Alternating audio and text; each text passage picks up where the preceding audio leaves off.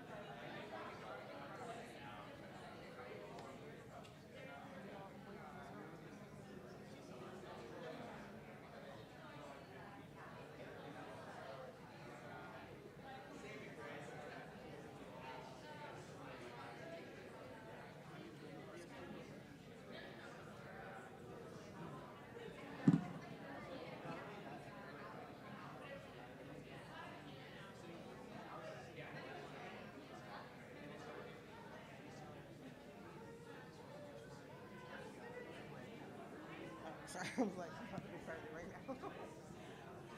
All right. Good morning, good morning, good morning. All right, so I want to tell you a little bit about myself. My family is originally from the South, so when we say good morning, you say good morning back. That is not an option. So let's try this again. Good morning. All right, that sounds so much better. We love that. Awesome. So my name is Lauren Dangerfield, and I'm the Pathways Coordinator here with the Center for Learning and Innovation in the Population Health Division, which is also within the San Francisco Department of Public Health. You'll hear that a few times today. And so within the department, or within the Center for Learning and Innovation, we have a bunch of pathway programs, but Sharp is our one that's been around the longest. And I have the pleasure of being able to help coordinate this program with the fellows here, or with the scholars here.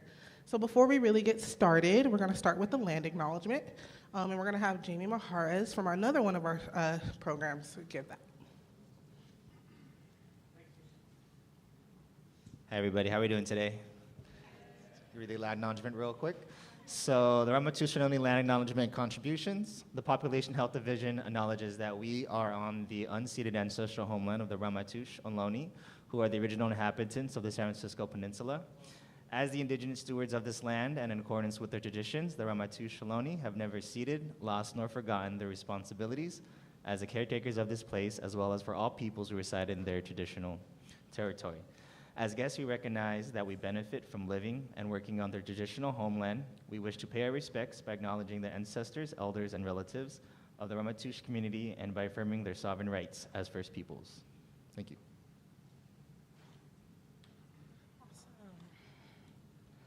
Great. So next, I'm going to invite Dr. John Saceda up to talk a little bit about our SHARP program. Good morning and welcome everybody. I have the pleasure of running this program with Dr. Jonathan Fuchs here, who will be doing some Q&A, and you'll see a lot of me and Jonathan today. Tell you a little bit about this great program, all the amazing staff that we have that make this run smooth and successful each summer. So SHARP is a 10-week training program housed here at DPH, but also in collaboration with UCSF. So I'm over at UCSF primarily, Jonathan's at DPH primarily. So this is a mentored research experience, which is kind of what's unique and separates out other internship programs, as the scholars develop their own project from start to finish under the mentorship of an HIV investigator and expert in the Bay Area. Scholars go on tours with Berta, who's somewhere over here, engage with each other, with other training programs, get to do clinical shadowing, community shadowing. So it's sort of the way I like to think of it is live the life as a researcher for 10 weeks. And our goal is really to help them pursue careers in public health, HIV, and substance use research. And so you can see some photos over the years of the past cohorts. So SHARP started in 2012 with a grant through NIMH. We transitioned to NIDA, which is the National Institute of Drug Abuse, in 2017, and we were renewed again in 2023. And so this year represents the 12th cohort. And to date, we've had over 1,000 applications for 6 slots each year. So it's highly, highly competitive. So these are the best of the best. All of our scholars have graduated. A lot of them continue to publish, attend conferences, and about half have gone into graduate or medical school. The others are still doing great work, working in health departments, working in community-based organizations. So we're really proud of the outcomes and accomplishments of our program and our scholars. And so we also want to thank the mentors who are all here today. These, let's give them a round of applause.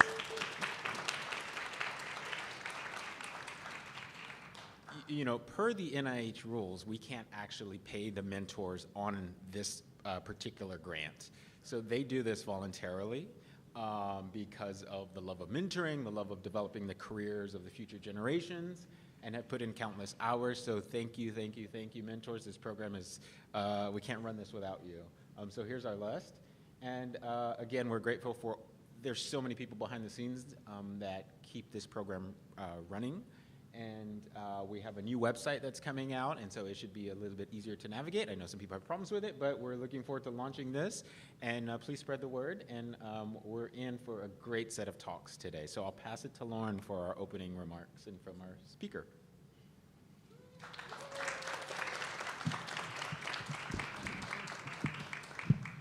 Okay, so right before I introduce our speaker, I just want to make sure I do some housekeeping. So again, the restrooms are going to be right outside. Go up the stairs, make a right, and then the codes are to the different bathrooms are up there in front of the check-in. Frank is going ahead and touching it right now, letting us know where it's at. Awesome. So, all right. Oh, sorry. Alrighty, so now I would like to introduce our speaker today, Dr. Jeffrey Hom. Dr. Jeffrey Hom is a medical officer for the Science and Policy in the Substance Use Services section of the San Francisco Department of Public Health. There he advises on the use of population-level and equity-driven approaches to reduce the individual and collective harms associated with risky substance use and promote the well-being of San Franciscans. Jeff has contributed to the healthcare and public health efforts in San Francisco, Boston, Philadelphia, and Shiprock, New Mexico, as well as internationally in Leslo and Cambodia, all of which were deepened with his desire to improve community well-being, pursue health equity, and advance social justice. He remains committed to public service, caring for unserved populations, and the application of research to advance public health. A former lecturer in the MPH programs at University of Pennsylvania and the Jefferson College of Population Health, he is equally interested in the sections of health policy and education. And I think the thing that's most important is he also has been a mentor in previous years and was a mentor just last year. So I would love to invite Dr. Jeffrey Hom up.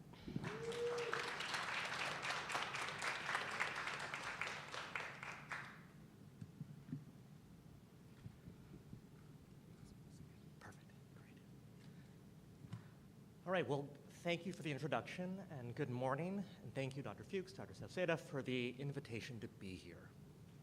While I wasn't part of Sharp this year, as you just heard from Lauren, I was a mentor last year, and I'm humbled and honored to be able to say a few words to open this symposium.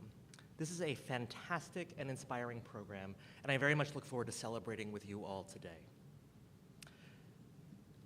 As we continue to reckon with the enduring effects of the COVID-19 pandemic on our physical and mental health, I believe we're at an inflection point in public health.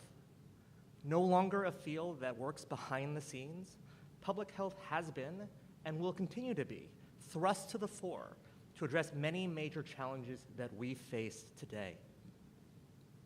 Gun violence, climate change, food insecurity, addiction and overdose, emerging and re-emerging infectious diseases, loneliness, racism. Yet for as profound as these crises are, and they are, I believe they are not the greatest threat that we face within public health today. No, I believe that our greatest challenge is misinformation and a lack of confidence in our field. If we are not seen as capable and competent, we cannot hope to address any of these threats.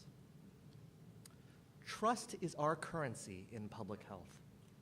Trust is what allows us to build relationships with communities, develop successful programs, and implement policies that protect the health and well-being of our communities. Without that trust, without that credibility, we can't be effective. And we sadly experienced that with the skepticism that was voiced across the country about masks, vaccines, and stay-at-home orders during the pandemic. According to a 2023 survey, trust in scientists is 14 percentage points lower than it was early in 2020. And this is in part, at least, fueled by rampant misinformation and disinformation that can travel at the speed of a click on social media. So what can we do? What can we in public health do to restore our credibility? How can we regain this trust and belief among the public that we have their best interests, the common good, at heart? Restoring this begins where it always has in public health, which is science, and our shared commitment to the highest standards of data, research, and evaluation. By being rigorous and methodical in our studies, we foster trust. Yes, there will always be naysayers, but I am confident that the public's belief in us will grow when it sees that our actions are not based on wild claims, but instead backed by evidence. It all comes back to the science and the research, and that is why I am so thrilled that you all have spent your summers gaining knowledge and acquiring skills. I hope you have found it exciting and rewarding, and that has reaffirmed your interest in this remarkable field that is public health. Because what you have contributed to and worked on this summer makes a difference. It will make a difference in the areas you have studied in HIV and substance use, and to those in San Francisco who are directly and indirectly affected by these issues. So thank you. Thank you for bringing your interest and earnestness to the Sharp program, to your mentors, and to our department. I know I speak for many when I say I am grateful and inspired. I hope I've now made a case for the importance of keeping science and discovery at the core of public health, and hope that this resonates with you as you reflect on your summer and career interests. But what then makes for good and valuable research? There are perhaps several objective answers to this, but that's not what I want to focus on today. Because the most important contributor to good research is curiosity. And this is not my unique idea, but was so clearly articulated by Albert Einstein, who said, "I have no special talents. I am only passionately curious." So be eager, ask questions. When you find and cultivate your passion, that area of study that you want to be an expert in, be tenacious. Be unapologetic in your curiosity. That will lead you to ask good and thoughtful research questions, questions that need to be answered, and answers that can help shape the world around you. Finally, when you have your results, what you have spent weeks, months, or years dissecting and poring over, don't be shy about sharing them. With colleagues, with stakeholders, with policymakers. The potential of solid research cannot be realized if it remains solely with those conducting it or in a journal on a bookshelf. We, as a field and as a society, can't afford that.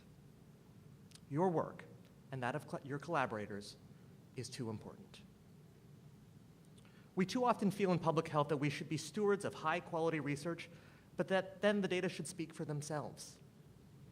Or maybe we feel that someone else should carry the message.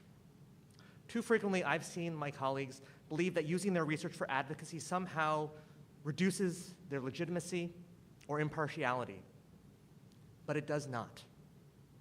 It is critical that others learn from you and what you've done, be able to interpret your results correctly, and can take action based on them.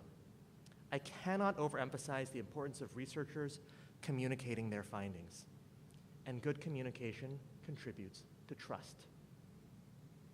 That again will advance our field, and with the public as our partner, trust will allow us to tackle the health crises that affect us all. So 1, trust is our currency in public health, and good science matters. 2, to do high-quality, rigorous science, as you've learned in Sharp, this stems from humble inquiry and a relentless pursuit of answers. And 3, your results are too important to be siloed. With these in mind, we can reimagine public health at this inflection point.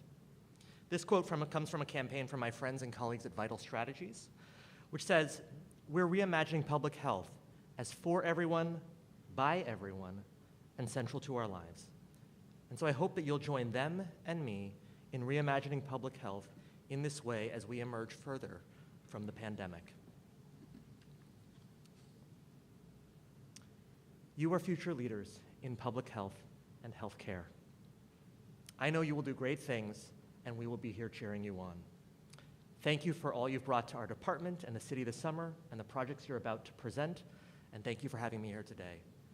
And congratulations. Thank you.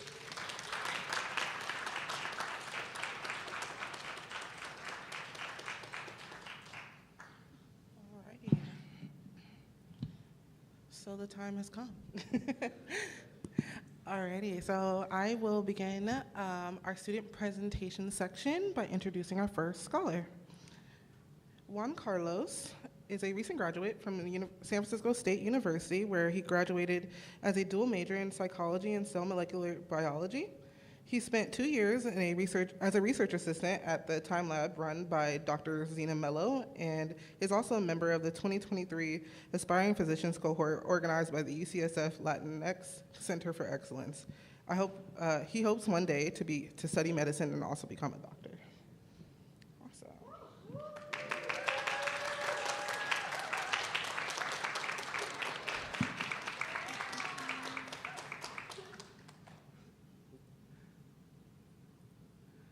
Okay, we're gonna act like we did this again. He's gonna be a doctor. Yeah. Okay. Okay, all right. Hi, everybody. Good morning. Hi, YouTube. My name is Juan Carlos, and I'm very excited to be kicking off this year's Sharp Symposium. For the duration of the summer, I worked with my mentor, Dr. Matthew Spinelli, to develop a preliminary analysis of PrEP 2B, where I looked at the experiences of young men having sex with men, abbreviated YMSM, in their experiences going through an intervention that's meant to support and maintain PrEP adherence. So a little bit about myself first, like Lauren just mentioned, I graduated from SFSU 2 weeks before Sharp kicked off back in June.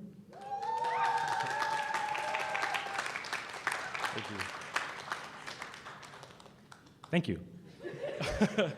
And also, like Lauren mentioned, I dual majored in psychology and biology, and I dedicated 3 years of my undergraduate experience to pursue research in adolescent psychology as a research assistant, where I looked at things such as health outcomes as well as substance use. And then apart from that, I'm also a proud member of the UCSF Aspiring Physicians cohort from last summer. So diving into the crux of my research, I wanted to do a brief overview of pre-exposure prophylaxis. Pre-exposure prophylaxis, commonly abbreviated PrEP, is a medication used to prevent the transmission of HIV. And in its current status, PrEP is available to patients in 3 forms. There's the once daily PrEP, the 211, otherwise known as planned PrEP, as well as the long-acting injectable PrEP. And then for the sake of my research and hereafter, when I mention PrEP, when talking about my research, I'm going to be talking about and exclusively focusing on the once daily PrEP. So a little bit of current research evolving around once daily PrEP.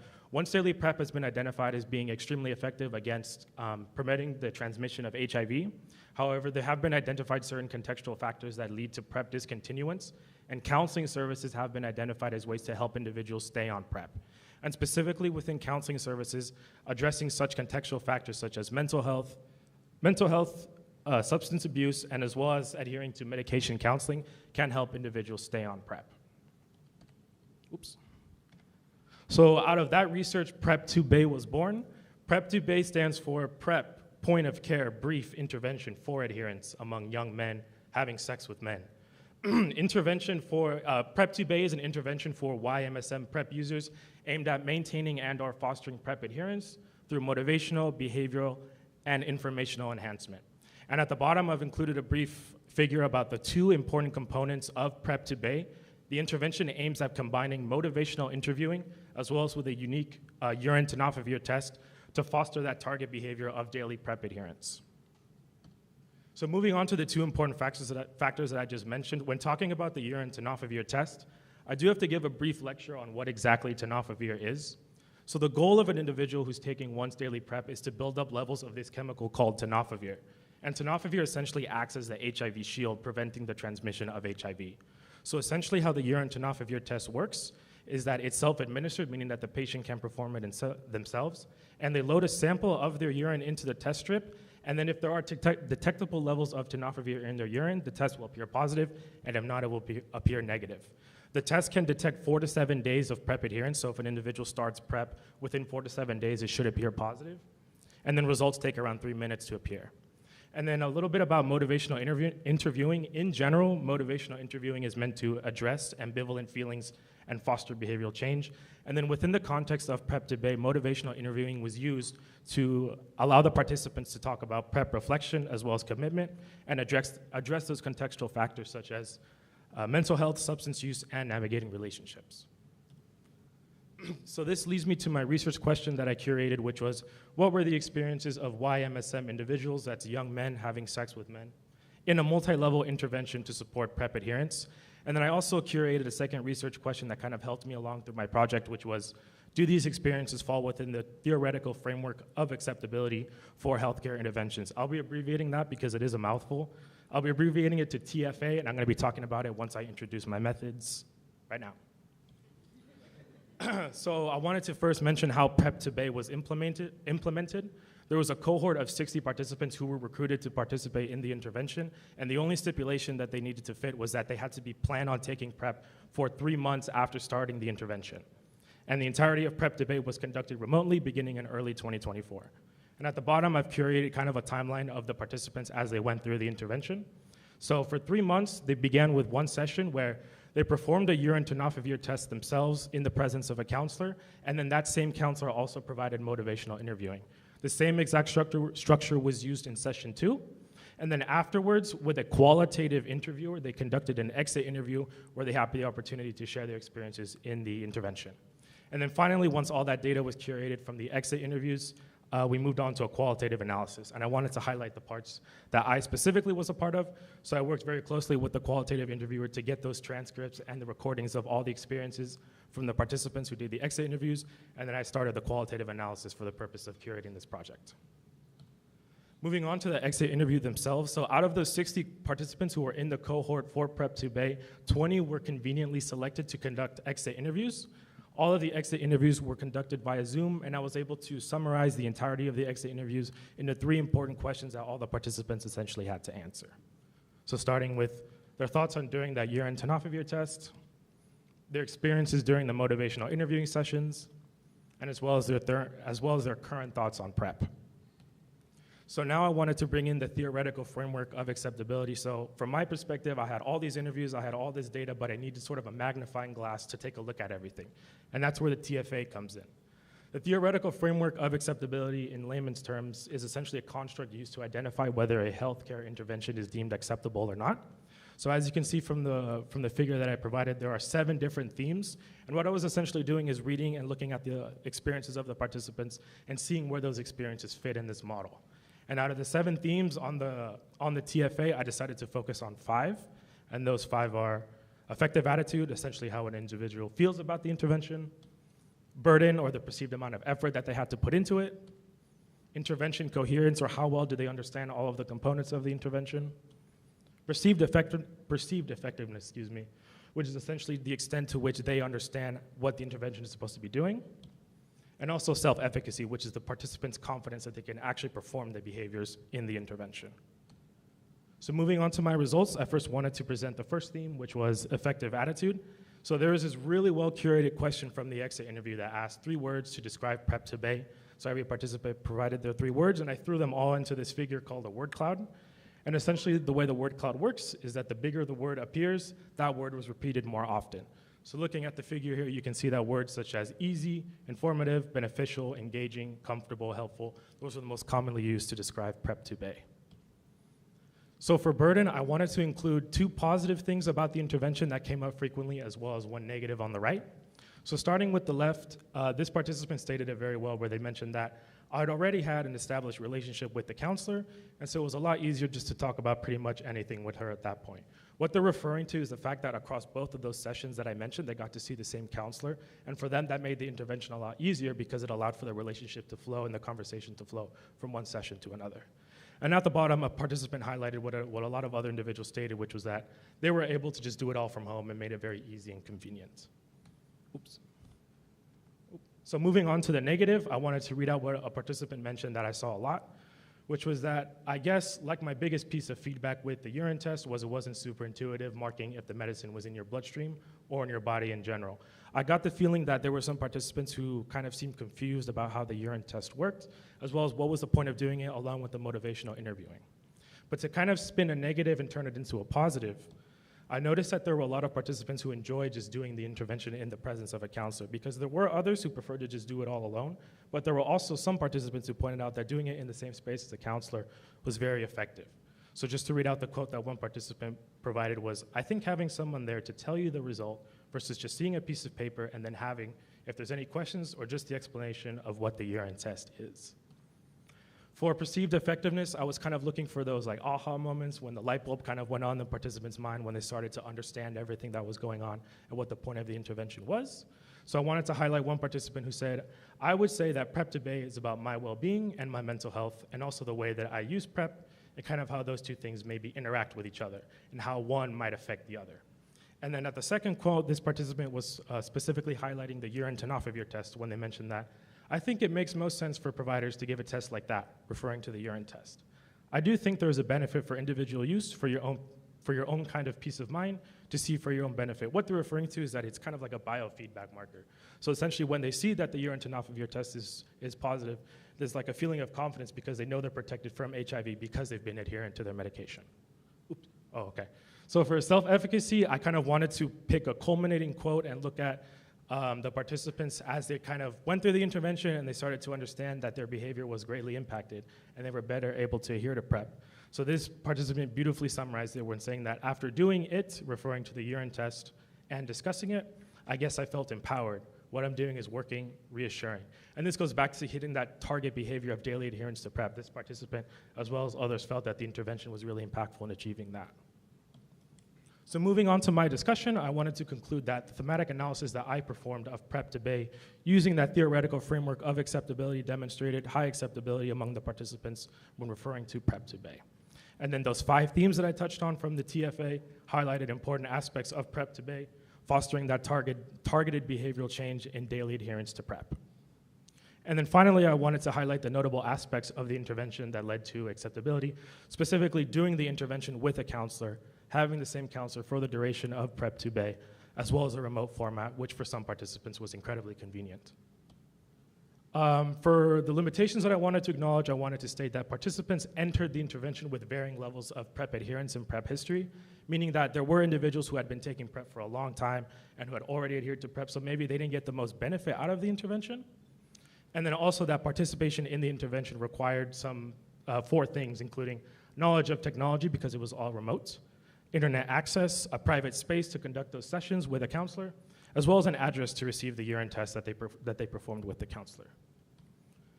Finally, for implications and directions for PrEP to BAE, I wanted to highlight that PrEP to BAE shows promise in supporting and maintaining adherence in YMSM individuals, that's young men having sex with men, warranting further investigation to specifically reach low adherence individuals.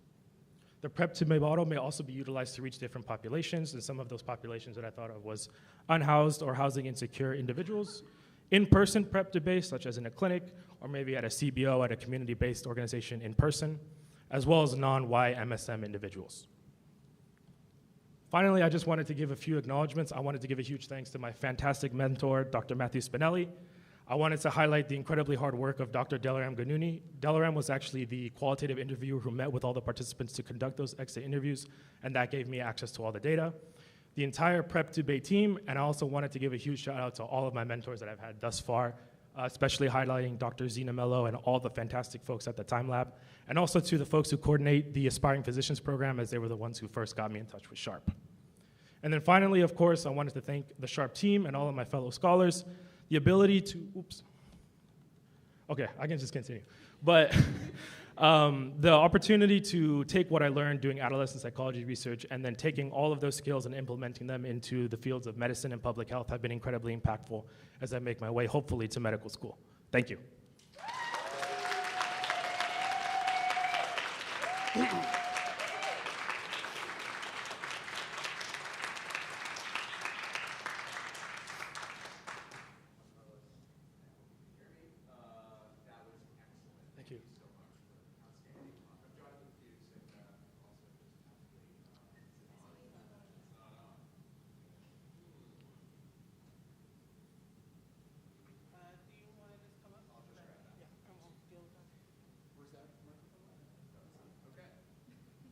Stand right next to you. Sorry. Hi, Jonathan Fuchs. I'm absolutely proud and pleased. What an outstanding talk. Thank you so much. So we're going to take some questions. Any questions at all from the audience? I'm going to. Oh, you have a question, please. Yes, exactly.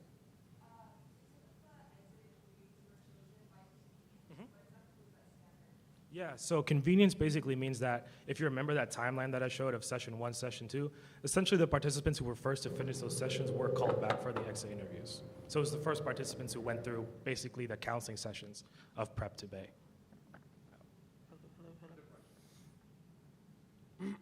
Hello. Yeah, Hello. Okay. sure. Hi. Hello. Yes, you can hear me. Okay, great.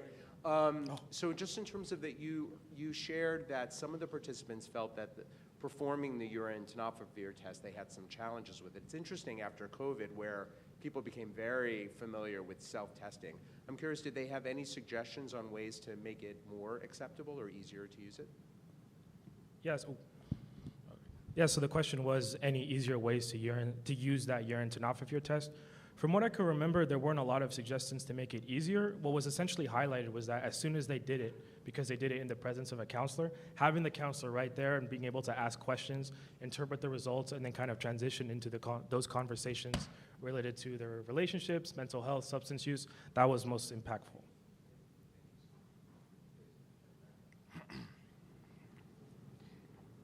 Thank you so much for your presentation and the amazing work. My name is Isela Ford, and I'm Acting Director here at Population Health. My question is, if you had access to the data, and do you know if any of those participating were identified as Latina or Latino? And was this, the interviews and all the information available in Spanish? And the reason I'm asking is because for San Francisco, our data is currently showing that the higher rates of HIV are currently among the Latino community. So just wondering about that. Thank you. Yeah, I did have some access to the demographic information of the participants, and I did notice that there was a fair amount who identified as Latina, Hispanic. And for the most part, I don't know if they were provided with the option of doing the informational interviews and the motivational interviewing sessions in Spanish. However, when I talked about expanding Prep to Bay to reach more audiences, that's definitely a population that Prep to Bay can be utilized to treat and to reach out to.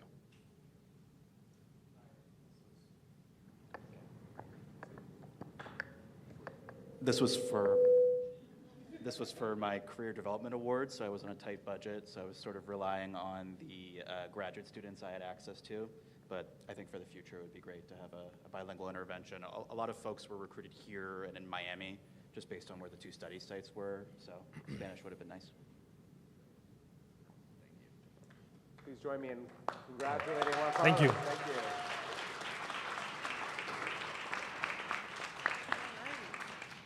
So I will introduce our next scholar, Mira Turdyman. Oh, sorry, go ahead. It's your party, I'm just here. No.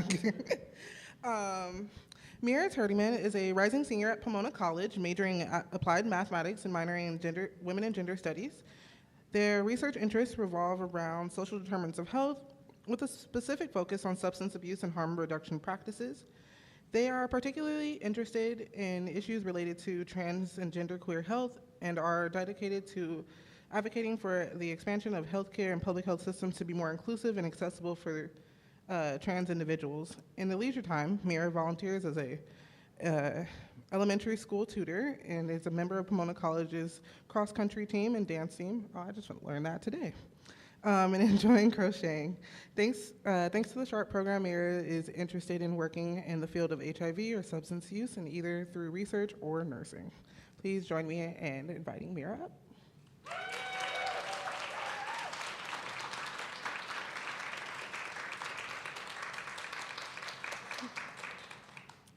Okay, hi everyone, and thank you, Lauren, for the introduction, and thank you, Juan, for that awesome talk that you just gave. My name is Mira Turdyman, and I'm really excited to share with you all the project that I've been working on this summer with my mentor, Dr. Nadra Lisha, which is titled Characterizing the Association Between Loneliness and Care Avoidance in LGBTQIA+ Older Adults in California. Okay, so we'll start with a little bit about me. I was born and grew up in San Francisco, so I'm feeling especially grateful to be back here this summer doing research with Sharp. And when I'm not up here, I'm down in SoCal doing my undergrad at Pomona College, where I'm gonna be a fourth year this coming fall. And like Lauren said, I'm studying math and gender and women's studies. Okay, so today I'm gonna be talking a lot about loneliness, and I thought we'd start with a semi-current event. So as I'm sure some of you remember, last year, our Surgeon General issued an advisory that deemed loneliness a public health crisis. Why is that? Well, as it turns out, as of 2020, more than a third of adults over the age of 45 have reported feeling lonely, and studies have shown that loneliness can lead to both mental and physical adverse health outcomes. And there's one particular population that I'm going to be focusing on today, which is the LGBTQIA+ community, who experience increased rates of loneliness compared to the general population. And we could attribute this to a number of reasons, but two that I want to highlight are: one, mental health. So members of the LGBTQIA plus community are twice as likely to have a mental health disorder, such as depression or anxiety, which can both perpetuate loneliness and also be caused by loneliness. And the second is HIV. So as we know, this population is still disproportionately impacted by HIV, and it's been shown that people living with HIV are also more prone to loneliness than the general population. So, as we know, there's kind of a connection between loneliness and health outcomes, but this summer I was really interested in understanding if there's an association between loneliness and how we engage with healthcare. And there have been a lot of mixed results about this topic, with some studies showing negative, positive, or even no association between loneliness and healthcare engagement across a wide range of services, including outpatient care, inpatient care, hospitalizations, and also long-term care. And despite these mixed results, there was one study that really jumped out to me, and that was this study done in 2022 with data from the 2020 Health and Retirement Study, which essentially asked participants if they had avoided care as a yes or no question during the COVID-19 pandemic, and then also asked them about how lonely they were. And what they found is that over half of the respondents reported feeling lonely during the pandemic, and that the rate of care delay and avoidance was actually 10% higher for the lonely versus not lonely group. So that was really interesting. So given all the work that's already been done in this field, I was able to identify a number of gaps in the literature that I hope to address with my project. And those included, one, looking at a broader range of healthcare services, two, identifying specific services that aren't being used and trying to get at why people aren't using them, and then three, and most importantly, is studying this relationship between loneliness and care avoidance in a particularly vulnerable population, which is LGBTQIA plus older adults, which to my knowledge has not been done before. So this all culminated in my research question, which was, do greater levels of loneliness have an association with increased care avoidance in the LGBTQIA plus older adults in California? And as a sub-question, I was also curious to explore, do depression, anxiety, gender, and/or HIV status moderate this association? And what moderate means is, do they make the association stronger or weaker in that particular group compared to everyone else? So to do this, I did a secondary analysis of data from the survey of LGBTQIA plus older adults in California. And this survey is the first of its kind and hot off the presses. It was administered just online earlier this year, between January and March. And to participate, you had to identify as being LGBTQIA or another gender or sexual minority. You had to be 50 years old or older, which is how they defined older adults. And you also had to be residing in California. And this survey, participants were made up of a convenient sample of people who volunteered to take the survey. And on the right, I have the organizations that were instrumental in getting this study done, and that's the Department of Aging, UCSF, UC Berkeley, and then Open House, which is a nonprofit that was responsible for a lot of the outreach in this project. So I've been talking a lot about care avoidance health care, and you might be wondering, what does care mean? So I wanted to explain and show the key services that I'm talking about when I'm talking about care avoidance. The survey I worked with asked participants about their engagement with a lot of different types of services, but I mainly focused on these because they were all health or medical related, which was my topic of interest. All right, so for my analysis, I worked with two key variables, and the first, unsurprisingly, is loneliness. So participants were answered an abbreviated version of the UCLA loneliness scale when they took the survey, which had 3 questions about lacking companionship, feeling left out, and feeling isolated, and then they could answer on a scale from 1 to 4. And if a participant scored above a 2 on any question, then I marked them as being lonely. And loneliness was my key independent variable. My key outcome variable was something that I called unmet needs. So essentially in the survey, participants were able to mark all the services that they needed in the past year, and then subsequently were able to mark all the services that they used in the past year. And so if a participant marked that they needed a service, but they didn't use it, I categorized them as having an unmet need. And this was sort of my representation of care avoidance in this project, since the survey didn't explicitly ask participants, did you or did you not avoid care in the last year?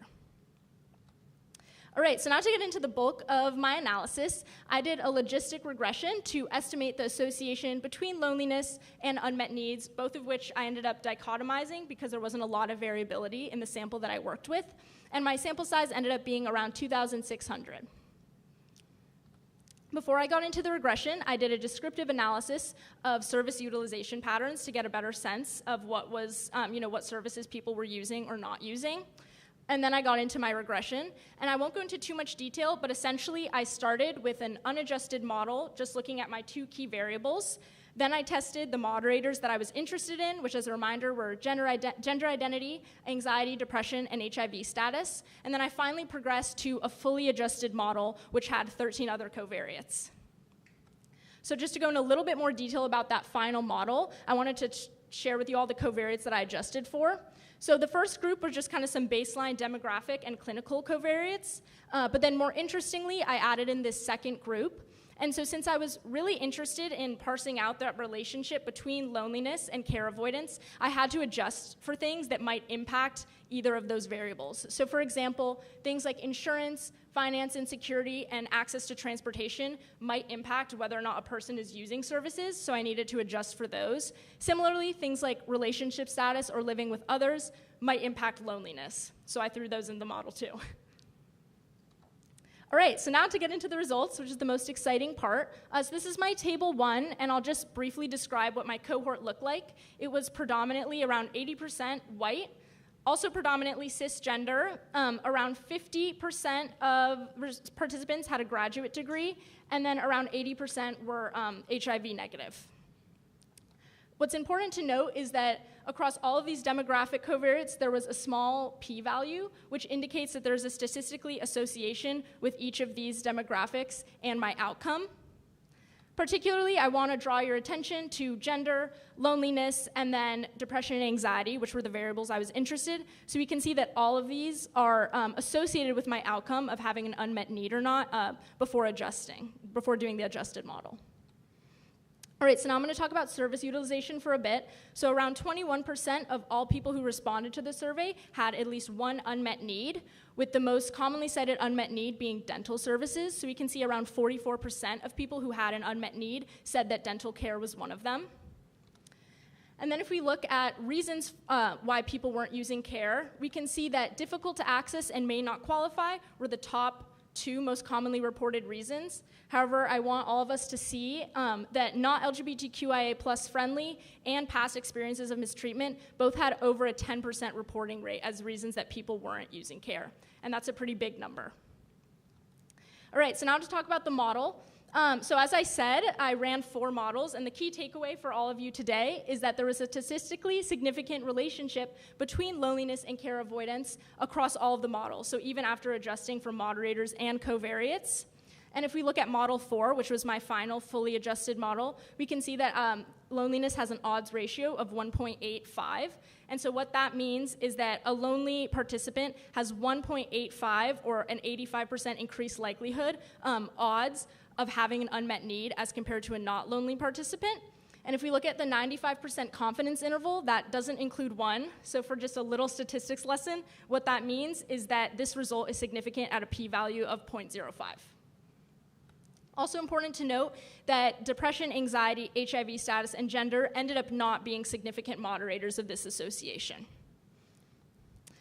Model 4 also showed that there were a number of other predictors that had a statistically significant association with the outcome, which are all listed here.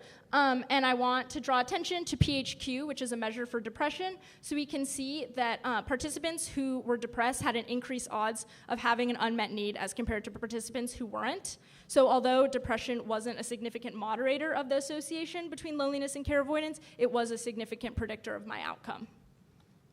Okay, so as expected, we found a positive association between loneliness and care avoidance across a wide range of healthcare services in the older adult LGBTQIA+ population. Over 10% of respondents who had an unmet need cited not LGBTQIA+ friendly or past experiences of mistreatment as a reason for avoiding care. Depression, anxiety, gender identity, and HIV status were not statistically significant moderators of this association. However, depression was a statistically significant predictor of having an unmet need. So my study had limitations. The first was missing data. So the thing with the survey is not everyone's going to answer every question, and that's just life. So I was only able to use around 60% of like the total data that the survey had. Another thing is, since it was a survey, the questions about service utilization weren't super detailed, so there's only so much that we can tell from a quantitative analysis. Third, as you saw in my table 1, the cohort was predominantly white and cis and of higher education, so there wasn't really an adequate sampling of specific racial and ethnic groups and gender identities. And then lastly, I had to dichotomize both my key variables. So one that weakens my statistical power, but it also limits like how much we can interpret from the results. At the same time, I think this study has a lot of really interesting research implications and future directions. One would be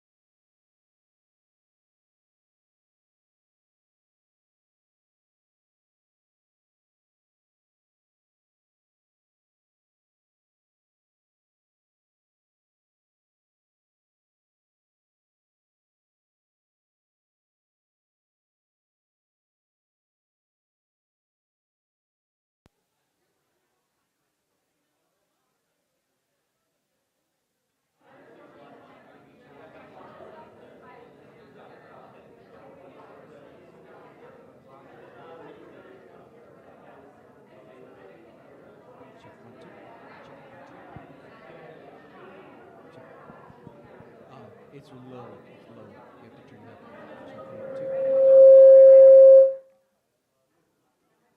Check 1 2. Check 1 2. Check 1 2. Yep, yep. Check 1 2. You got that? Okay, good.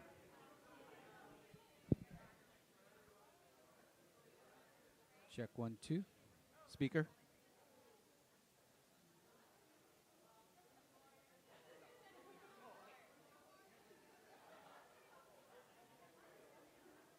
Check 1 2. Check 1 2. 1 2. 1 2. Simple. Simple. Simple. Simple. 1 2. 1 2. Hold on. 1 2. 1 2. I barely hear it. Check. 1 2. 1 2. 1 2. Hey, hey. 1 2. 1 2. 1 2. Check 1 2.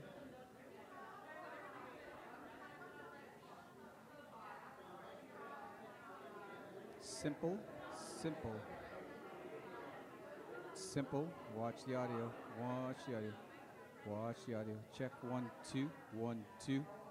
3 4 5 6 7 8 9 10. 1 2. 3 4 5 6 7 8 9 10. 1 2 3 4 5 6 7 8 9 10.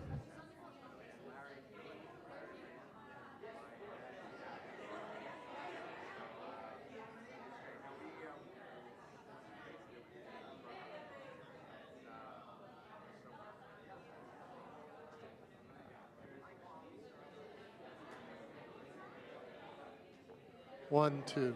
1 2 3 4. Okay.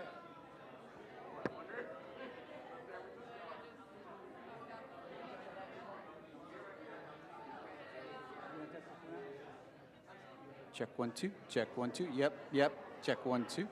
1 2. Jer. 1 2. 3 4 5 6 7 8 9 10. Check 1 2. 3 4 5 6 7 8 9 10.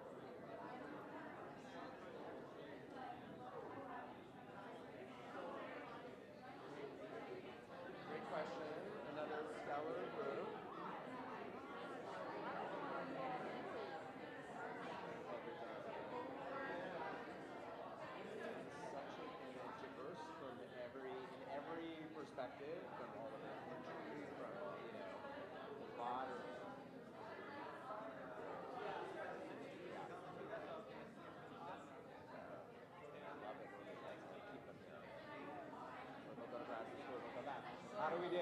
So what's the status? We're back on. You're back on. Okay, What we're great. going to do, Yeah. after we're done with them all, we'll re-record like the last sample first. Okay.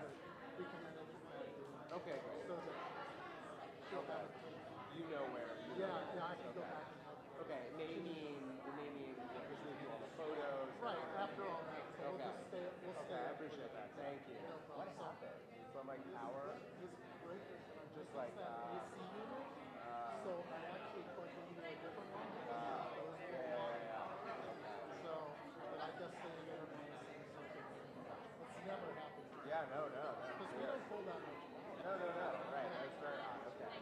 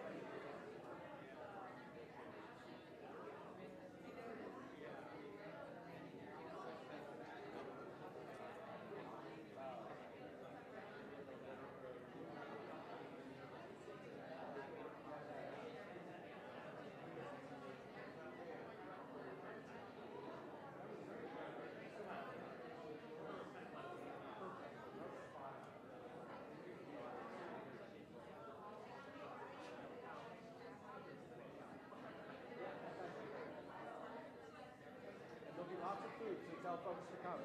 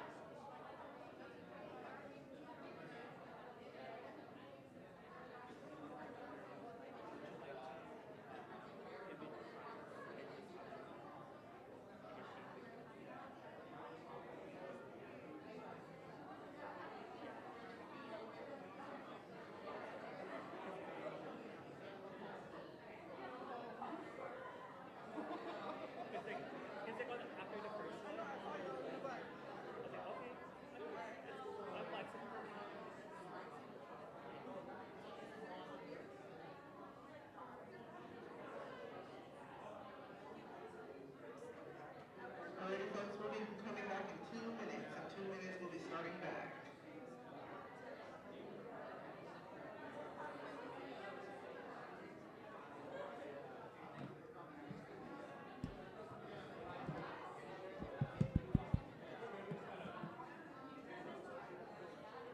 Take them up.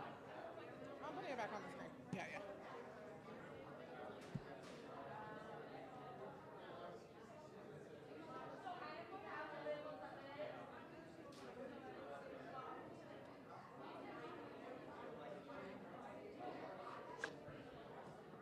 Mic check, 1, 2. Okay, we're good. Gotta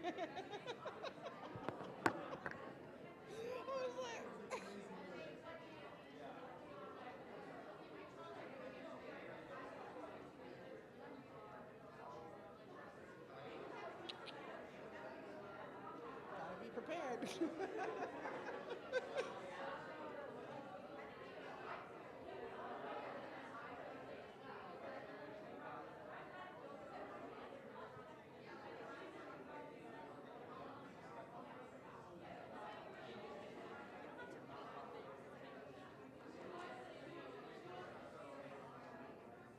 I'm just gonna stop at HIV and then upon graduation. Found it. All right. Okay, if everyone can please find their seats, we're gonna get started very shortly. Awesome. Thank you for finding your seats. Awesome. So I didn't get to mention it, but I'll make sure I mention it right now. So we have a photo voice exhibit all around the room. You see the different photos around the room. Feel free to go ahead and look at those photos. There's an explanation of what photo voice is right at the head of the table here. So if you have more questions specifically about what the process is like. But moving into our next scholar, Juliette Lara is a rising junior at Science Po in UC Berkeley and majoring in politics and social welfare with a minor in public policy. Passionate about the intersections of policy and public health, Juliette is dedicated to creating equitable systems that address the inequities experienced by gender and sexual minorities and individuals living with HIV. Upon graduation, Juliette plans to pursue both a master's in public policy and master's in public health and enhance her work and fight for health equity within the communities she belongs to. Please join me in having Juliette come up.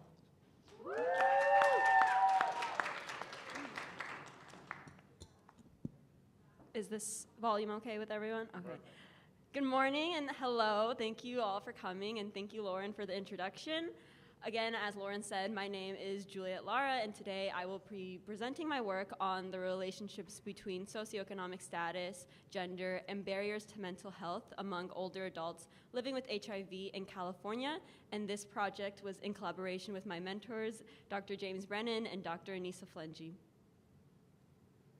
So before I begin, just a little bit about me is that I'm born and raised in the Bay Area, and I'm going to UC Berkeley for public policy, and really I hope to enter a career where I can work in research, public policy, and public health, specifically surrounding HIV and gender minority communities, and that has really shaped the populations of concern that I've tried to target with my research, which include all the following: and aging individuals. So for some context and background, around 50% of all people living with HIV are 50 years or older, and this population is only continuing to grow. So having this identity and this status, along with being a gender or sexual minority, actually increases health disparities and worsens mental health outcomes for this community. More specifically, when looking at numbers, around 63% of all people living with HIV have a mental health condition, and around half of this population is dealing with a substance use disorder. So with these numbers, we see that there is a dire need for mental health and substance use health care for this population, yet there is an existing disparity, as around only 40% of all people living with HIV who need these services have received it in the past 6 months or so. So when researching this disparity, I came across some gaps in existing literature, the first being that there is little focus on how HIV status, gender minority status, and aging all interact and interplay to affect access to these mental health services, as well as we really do not know the role that systemic barriers play in accessing mental health care for older people living with HIV in general. So this has led to my research objective, which is to examine the association between socioeconomic status and the reported barriers to substance use and mental health programs among older people living with HIV in California. So I will be looking at both quality and types of barriers, as well as quantity of barriers. So like my peer before me, I did a secondary analysis using data from the survey of LGBTQIA+ older adults in California. This was conducted by UCSF and the California Department of Aging. And as Mira went over the methodology in detail, I'll briefly go over it, but I just wanted to reiterate that it is really a survey first of its kind. It's looking at the health and well-being of LGBTQIA+ older adults in California to assess statewide health disparities and service needs, which has never been fully documented before. And in terms of logistics, it was an online survey held from January to March of this year, and really recruitment occurred through a coalition of LGBT+ service providers throughout the state. And after data cleaning, the final sample size was around 4,307 participants. For my secondary analysis itself, I did a quantitative study looking at, again, if they're residing in California 50 years or older and identify as LGBTQIA+, and I also filtered for those living with HIV, so that led me to a subpopulation size of around 580 participants. And then I coded my variables and did my analyses in R version 4.4.1, and the most important variable that I coded was my socioeconomic status level indicator.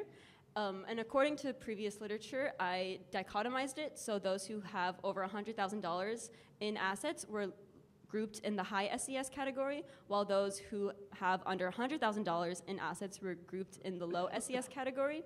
So here I used assets instead of income to describe and value socioeconomic status to more accurately reflect the financial stability and levels of this aging population, the majority of whom might be in retirement and thus don't have yearly income to report on the survey.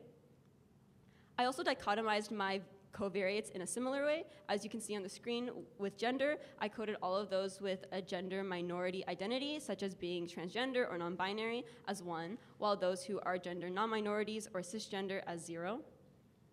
And finally, for my analyses, I did first descriptive analyses looking at the relationship between number and types of barriers with socioeconomic status and gender. And then finally, I did a negative binomial regression looking at the association between barrier count and SES level.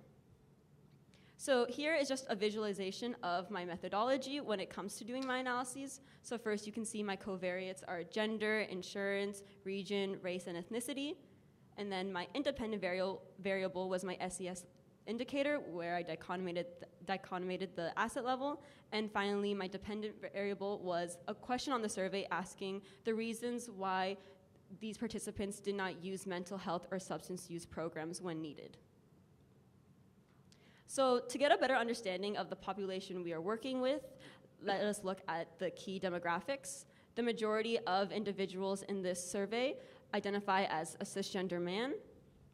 The majority are 60 years or older. The majority identify as white. And when looking at assets, it is split almost evenly between the lowest and highest categories. And in my dichotomy level itself, around 47% of participants fell into the low SES level, while 53% fell into the high SES level. When looking at income, the majority make around $100,000 or more a year. When looking at region, the majority of participants come from the San Francisco Bay Area. And finally, around 98.3% are insured. And while this is a very privileged group when it comes to demographics, it is still really important to address the specific barriers that they may face, and we must also take into account historical context of, in the beginning of the HIV epidemic, those who had greater access to treatment and consistent treatment identified mainly as cis, white, and gay men. So this may account for why they take the majority of demographics within the older adults living with HIV today. So now onto the fun stuff, my results.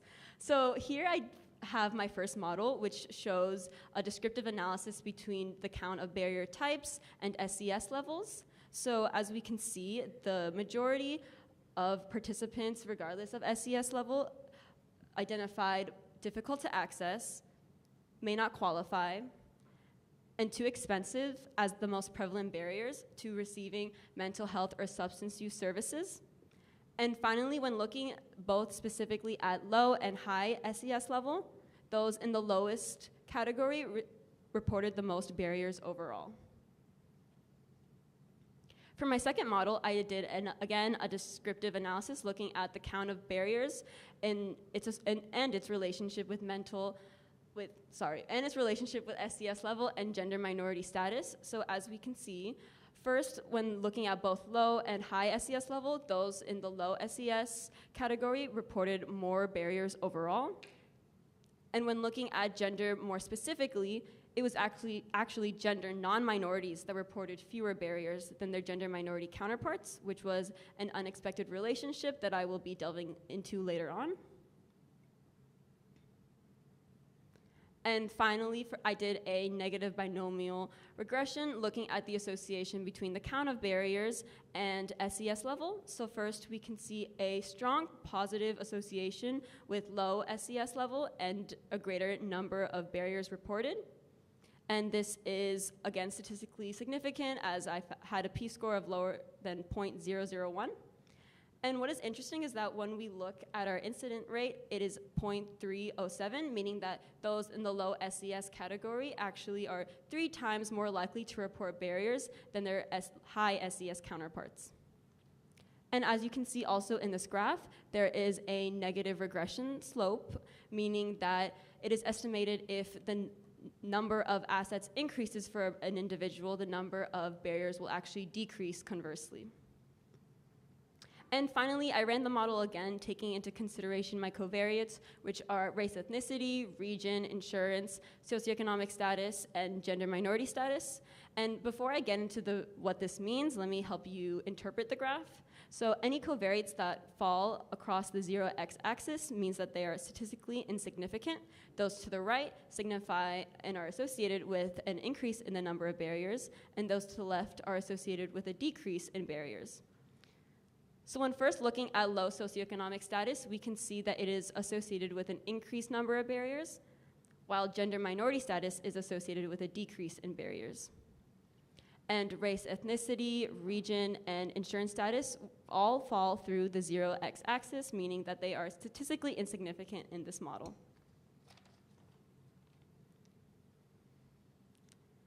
So what does this all mean? To conclude and to summarize, SES level is associated with predicting the number of barriers to mental health and substance use care among older LGBTQIA plus people living with HIV in California, and that the covariates of race, ethnicity, region, and insurance were once again statistically insignificant. We can also see from our Model 3 that low SES is linked to a higher number of barriers, which was our predicted relationship. And what was interesting from our second model was that gender minorities actually reported fewer barriers than their non-gender minority counterparts, meaning that there is some external factors that are in play in terms of how the gender minorities are accessing care at greater rates. And finally, when looking at our first model, financial accessibility and qualification-related barriers were the most prevalent across the two SES levels. So with this evidence, we can use it to shape policy agendas and guide policy directions. For one, we can focus on expanding financial programs for those who are living with HIV, and in the aging populations, we can do that through subsidies, scale sliding, and other similar services in order to improve care and access to care for those individuals.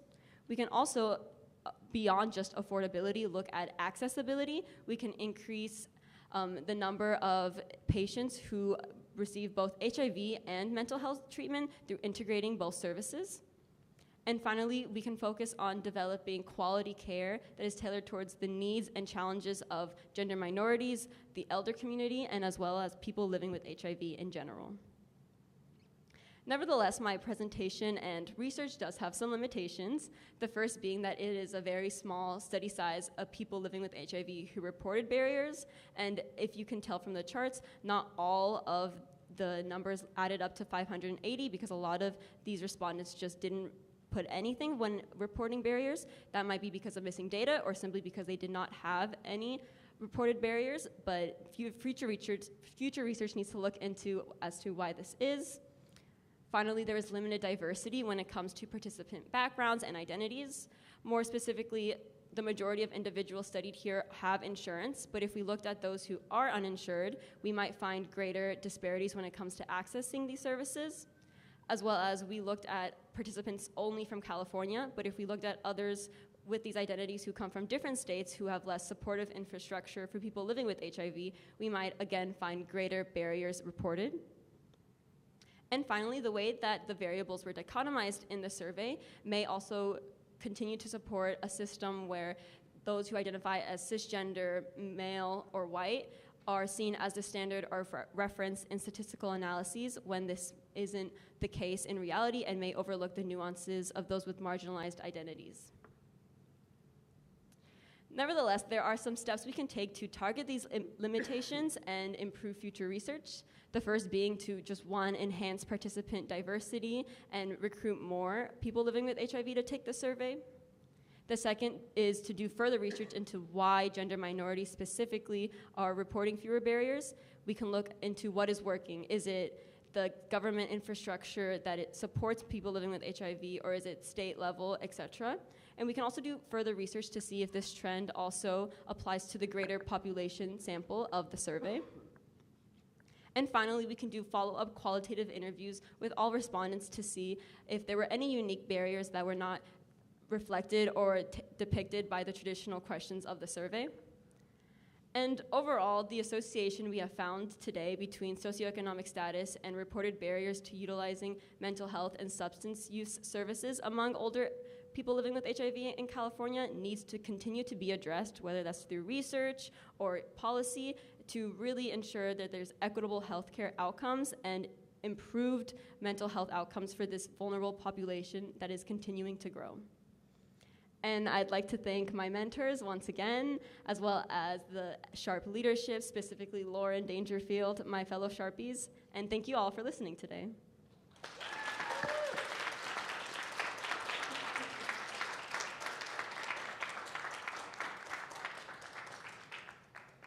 Great talk, Juliet. Open it up for questions for Juliet. Looking around the room. I had one to get us started. Your categorization of assets I forget, could you explain more about sort of, is this in terms of like owning a home? Is this savings? And then sort of following up on that, well, maybe I'll start there. Could you explain more about that and what are you thinking about in terms of understanding assets versus income versus you sort of other categories? Let me pull it. Sorry. Yeah, so in terms of the question asked in the survey, it simply just asked for participants to report their estimated amount of assets, whether that's through including just wealth throughout the years, if they own any property, etc., other aspects like that. While the income question just simply asked them to report the amount of yearly income that they put in their taxes.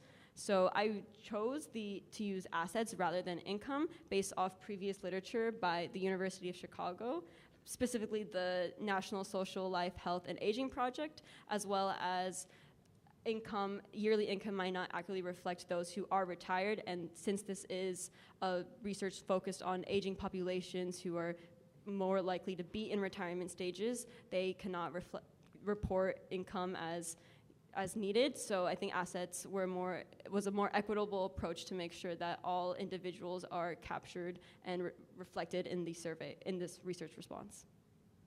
Thank you. Question? I have a statistical question for you. Great presentation. I wanted to know if you could say why you decided to use a negative binomial model instead of a linear regression model, and what that type of modeling is. Yeah. So I have a lot of transitions, but so I chose to do a negative binomial model instead of a linear regression or a Poisson regression model because there was a lot of variance. The variance was higher than the means when I conducted like a Poisson distribution, for example. And so this was a great way to account for all of the zeros and the missing data.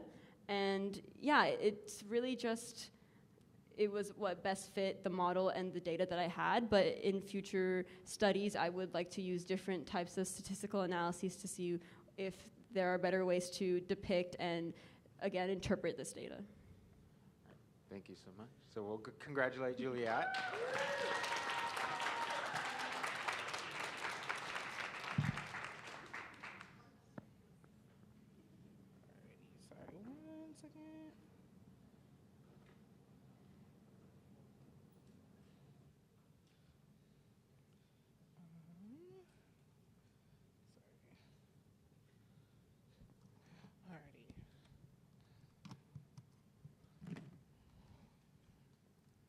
A lot of space up here. Awesome. So I am going to introduce our next scholar here. We have Toluwani. Toluwani is a rising senior at Tufts University, majoring in biology and community health with a minor in peace and justice studies. As an international student from Nigeria, she brings a unique perspective and deep passion for health equity for her academic and extracurricular endeavors. Through her experience doing cancer research at the Dan J Lab and physician shadowing at hospitals, Toluwani has witnessed the critical intersections of clinical knowledge and community-based methods, epidemiology, and biostatistics to conduct meaningful public health research. She is committed to applying this knowledge to explore and impact social inequities on health outcomes, particularly in underserved communities. Her ultimate aspiration is to become a physician advocate, utilizing both research and medicine as tools to promote health equity and social justice. Please join me in welcoming Toluwani.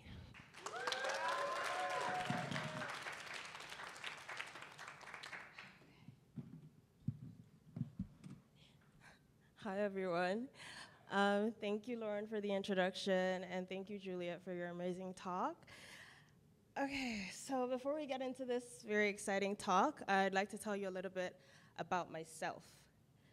I am a rising senior at Tufts University in Massachusetts, and I'm double majoring in biology and community health. I was born and raised in Lagos, Nigeria, which is this big city you see at the bottom. And a lot of my interest in medicine and research stems from the health disparities that I grew up witnessing over there. Aside from obviously climbing trees, some of my hobbies include teaching, and volunteering. And these hobbies led me to the Tufts University Prison Initiative, TUPIT for short. TUPIT is a college and prison program and so much more. So for the past year, I have been tutoring people who are currently and formerly incarcerated. So this is a population that I care very deeply about. For some context, we will start by looking at the link between HIV and incarceration. The trends we see in incarceration and HIV often mirror each other, and this is a reflection of the broader systemic issues that affect certain communities. Studies have shown that the HIV rate is 3 to 15 times higher among adults in the carceral system than those in the general population. And we know that Black and Latinx Americans are disproportionately affected by both HIV and incarceration. Now that we understand that link, we can start to look at some of the challenges faced by people living with HIV who also have criminal legal involvement, or CLI. Some of these issues are difficulties securing housing and employment, difficulties reinstating health insurance, and navigating the healthcare system. Unfortunately, we also know that the COVID-19 pandemic has worsened care engagement for this particular population.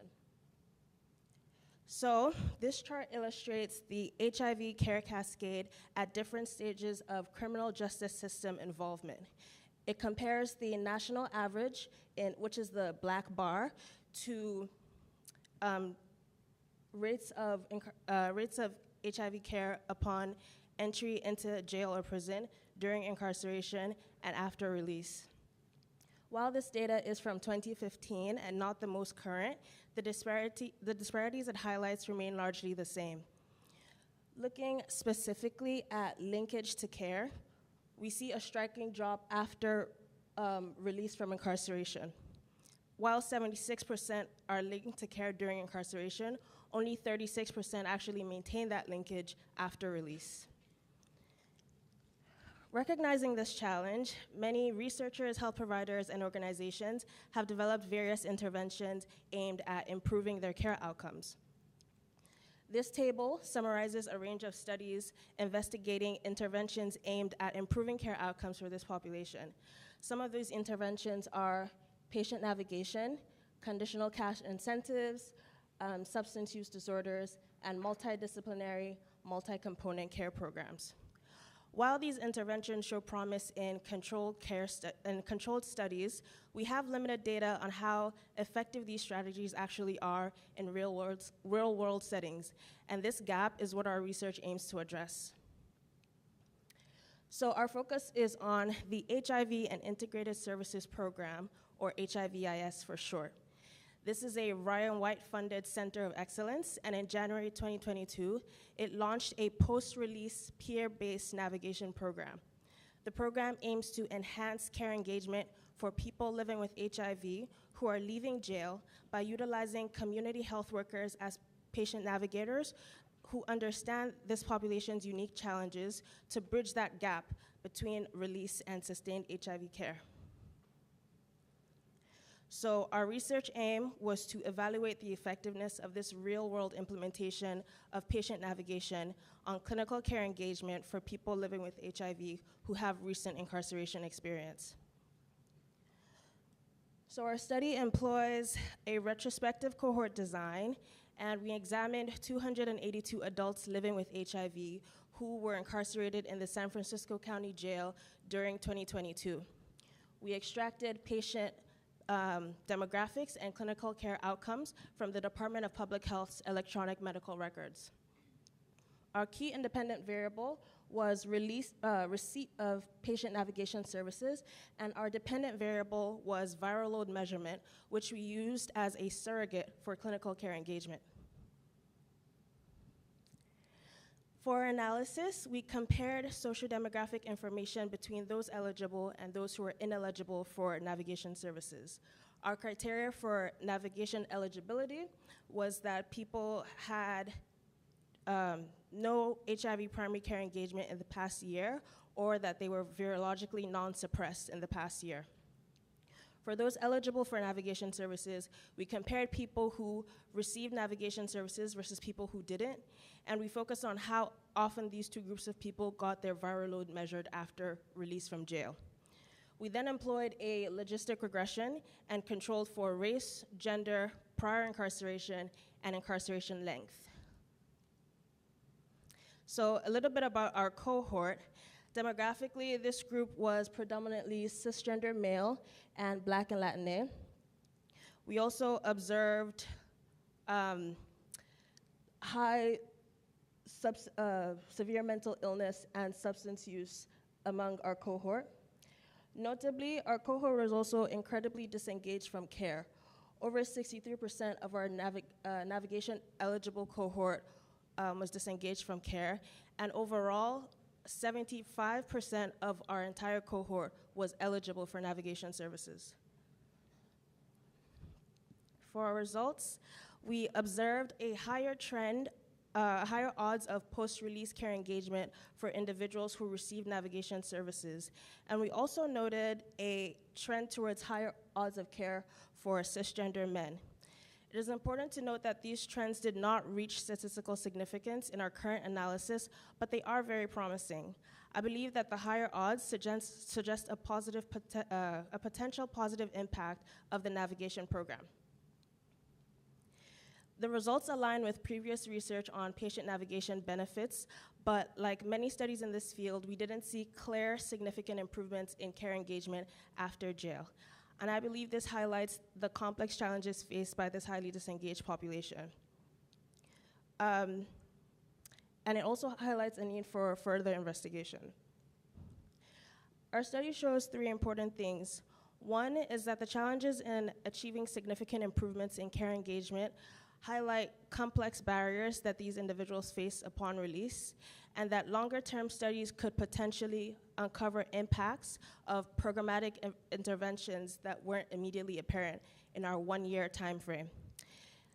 Additionally, it's hard to keep track of people who don't regularly see doctors, so we need better ways of collecting and understanding information about their health care. And as with any research, our study has several important limitations to consider. One, we had a small sample size, so our cohort of only 282 people may have limited our ability to detect statistically significant effects. We also had no repeated measurements, so we were unable to track changes in care engagement over time for individuals. In addition, we only had a one-year observation period, and this may not have been sufficient to capture the full effects of the navigation program, especially for a population that often faces cyclical patterns of incarceration and release. And because we were relying on chart review, we may have missed important demographic or outcome information that wasn't consistently recorded in patient charts. For future directions, our findings and the limitations we encountered propose the following. So the first was to address our small sample size. We aim to expand our cohort to include additional people living with HIV who also have criminal legal involvement. And we recognize that the lack of repeated measurements was a severe limiting factor, so we plan to examine how multiple cycles of incarceration impact HIV care continuums over time.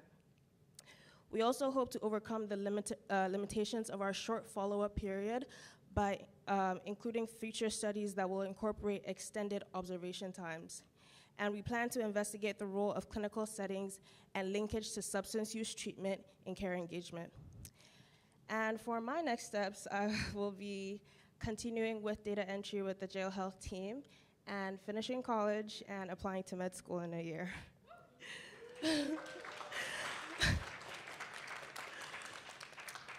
I'd like to give a huge thank you to my mentor, Dr. Asa Clemenzi Allen, and obviously to the Sharp team and to the jail health team, and just to everyone who made this possible.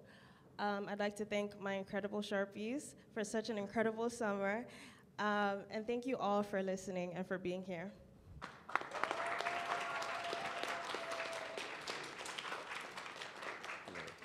So fantastic talk, and I just also want to just share that really unique in that San Francisco Department of Public Health is one of the only health departments that has the ability to be able to look at jail health services, has access to electronic health records to be able to track in this kind of real world experience. So thank you for that. Are there questions, please?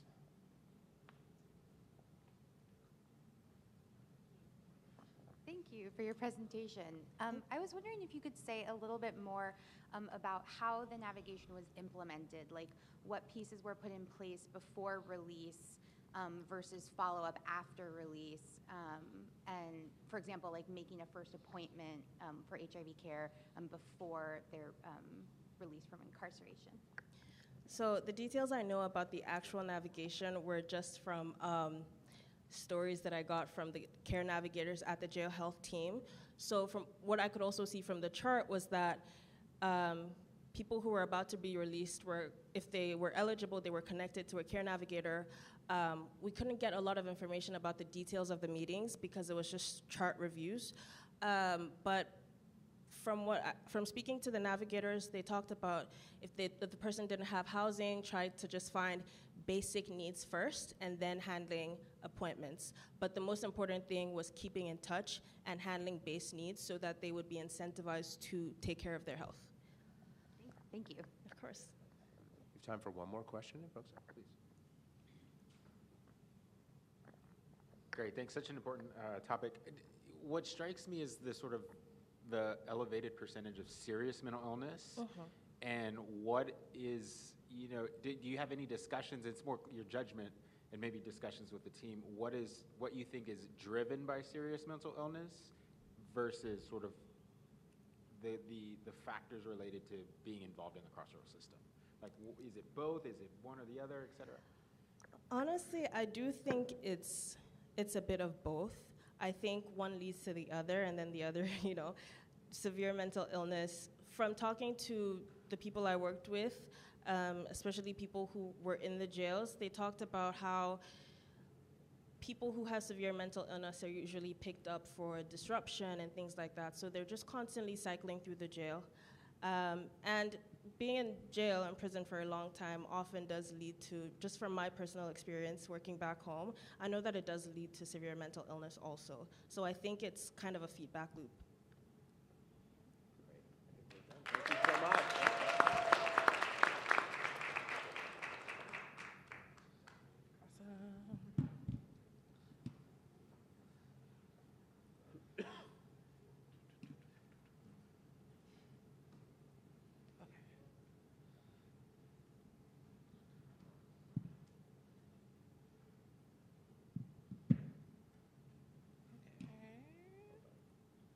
Okay, cool. I was like, I don't know how much more flexibility I got today. Alrighty, so I will get ready to introduce our next scholar. Xandro Zhu is a junior at the University of Pennsylvania pursuing a degree in neuroscience with a minor in data science and urban education.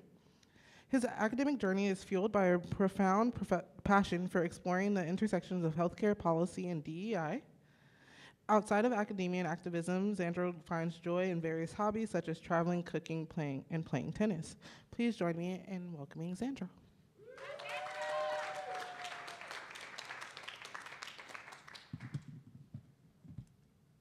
Thank you for that introduction, Lauren, and for your talk, Tolu.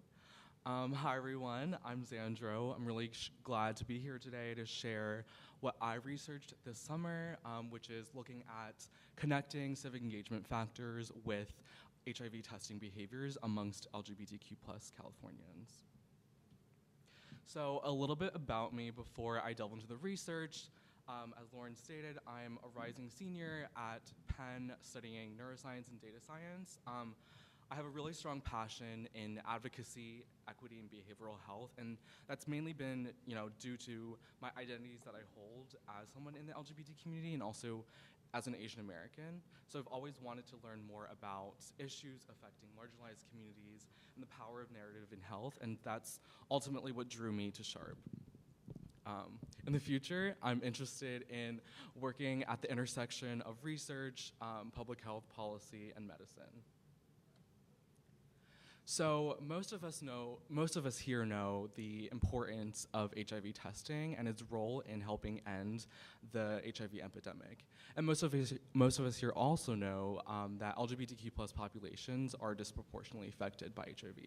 So knowing this information, delving into more of the inequities that exist within HIV testing, we see that there's decreased testing odds if you are African American and Hispanic, have a lower socioeconomic status, less education, underemployed or unemployed, and most importantly, the two probably most important factors are cost and location, dealing with access and then stigma as well. So knowing this information, what factors specifically affect HIV care? Research shows that knowing someone with HIV, perceiving yourself as someone with higher HIV risk, your location, again going with accessibility, and then lastly marriage status are all factors. And when we're looking at potential solutions to promote better health behavior specifically, civic engagement has been shown associated with improved healthcare outcomes, specifically including better psychological, physical, and behavioral health and well-being. And civic engagement is specifically defined as including voting, volunteering, and participating in civic organizations. And within the context of stigma, it helps decrease stigma through promoting more inclusive spaces. And so you might be wondering, why civic engagement particularly? I think civic engagement, given my background and passions in advocacy, is really, really important as it ties into my passion for empowering individuals. And it's also a very modifiable and actionable variable that has far-reaching effects way beyond health. And I think right now, given the context, of the political climate and given the election coming up, I think civic engagement is a really important factor to address, not just within the context of health as well. And so this leads to my research question: is civic engagement associated with ever testing for HIV amongst LGBT individuals within the state of California? And more importantly, does this association differ by location, socioeconomic status, and race/ethnicity? Telling you a little bit more about my data source, I used the California Health Interview Survey, which is pretty comprehensive health survey administered by the UCLA Center for Health Policy Research. It's administered annually over the phone and internet since 2001. And specifically, I was really interested in their most recent data, which was collected between March of 2021 and November 2022, which encompasses a population of around 47,000 individuals. It is to note that there was an oversampling of Native American Indian populations, as well as those from Southern California. And because, again, I'm interested in working with the LGBTQ+ population, I restricted the data set to those individuals, which is about 6,200 individuals. So again, I'm trying to make this association between civic engagement, which is my primary independent variable, with ever tested for HIV, which is my dependent output variable. And so how I define civic engagement, there were 5 specific variables that were found in the survey that I deemed kind of encompassing with this factor, and those included volunteering in community organization in the past year, confidence as expressing views in front of peers, can contact elected official in the community, active member in community political group, not political party, and also frequency of voting in local elections. It is to note too, all these variables do not necessarily have the same scale, so in order to streamline, I dichotomized these variables and then categorized as individuals who seemed to exhibit those behaviors as 1 and those who didn't as 0. And what I did was sum all those variables up to create a composite score ranging from 0 to 5, where 0 is not civically engaged at all, and 5 is the most civically engaged. And for the output variable, ever tested for HIV, I've also worked to adjust with various demographic covariates, including socioeconomic status, specifically limiting and separating those that had a federal poverty limit of above and below 200%. Location of residence, so whether you're living in an urban, rural, suburban mixed location, gender, whether they identified as trans, their age, insurance status, and also race/ethnicity.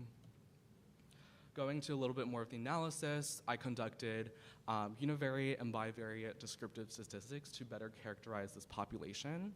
Then to examine the association between these variables, I conducted multivariable logistical regressions and then also moderated them by stratifying specifically by residence, socioeconomic status, and race using interaction terms. And within all this analysis, I assumed an alpha value of 0.05, and I did not utilize survey weights, and I used data to conduct all this analysis. Going into characterizing our population, so what do we know? So Here we see a bunch of demographic information, but what I really want to focus your attention on here is a few key findings.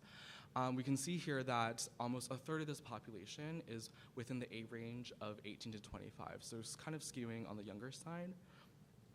We also see that around a third of this population is under 200% of the federal poverty limit. In terms of race and ethnicity, around 10% of this population identifies as Asian, and almost 60% of this population lives in an urban area. Now, when we're characterizing by those in the population who tested for HIV, we see that approximately 2/3 of them have ever tested for HIV. And when we're kind of separating this by different factors, again, we can see a few key findings. Those who are younger, specifically within the age group of 18 to 25, were less likely to test for HIV ever, with only 31.2% of those ever tested. We also see that within rural populations, only 61% have ever tested for HIV. Again, in accordance to literature, those who have a lower economic status are less likely to test for HIV, seen here with only 54% of those under that limit testing for HIV. And we also see that Asian individuals have the least probability of ever testing for HIV amongst all the races and ethnicities sampled, with 40%.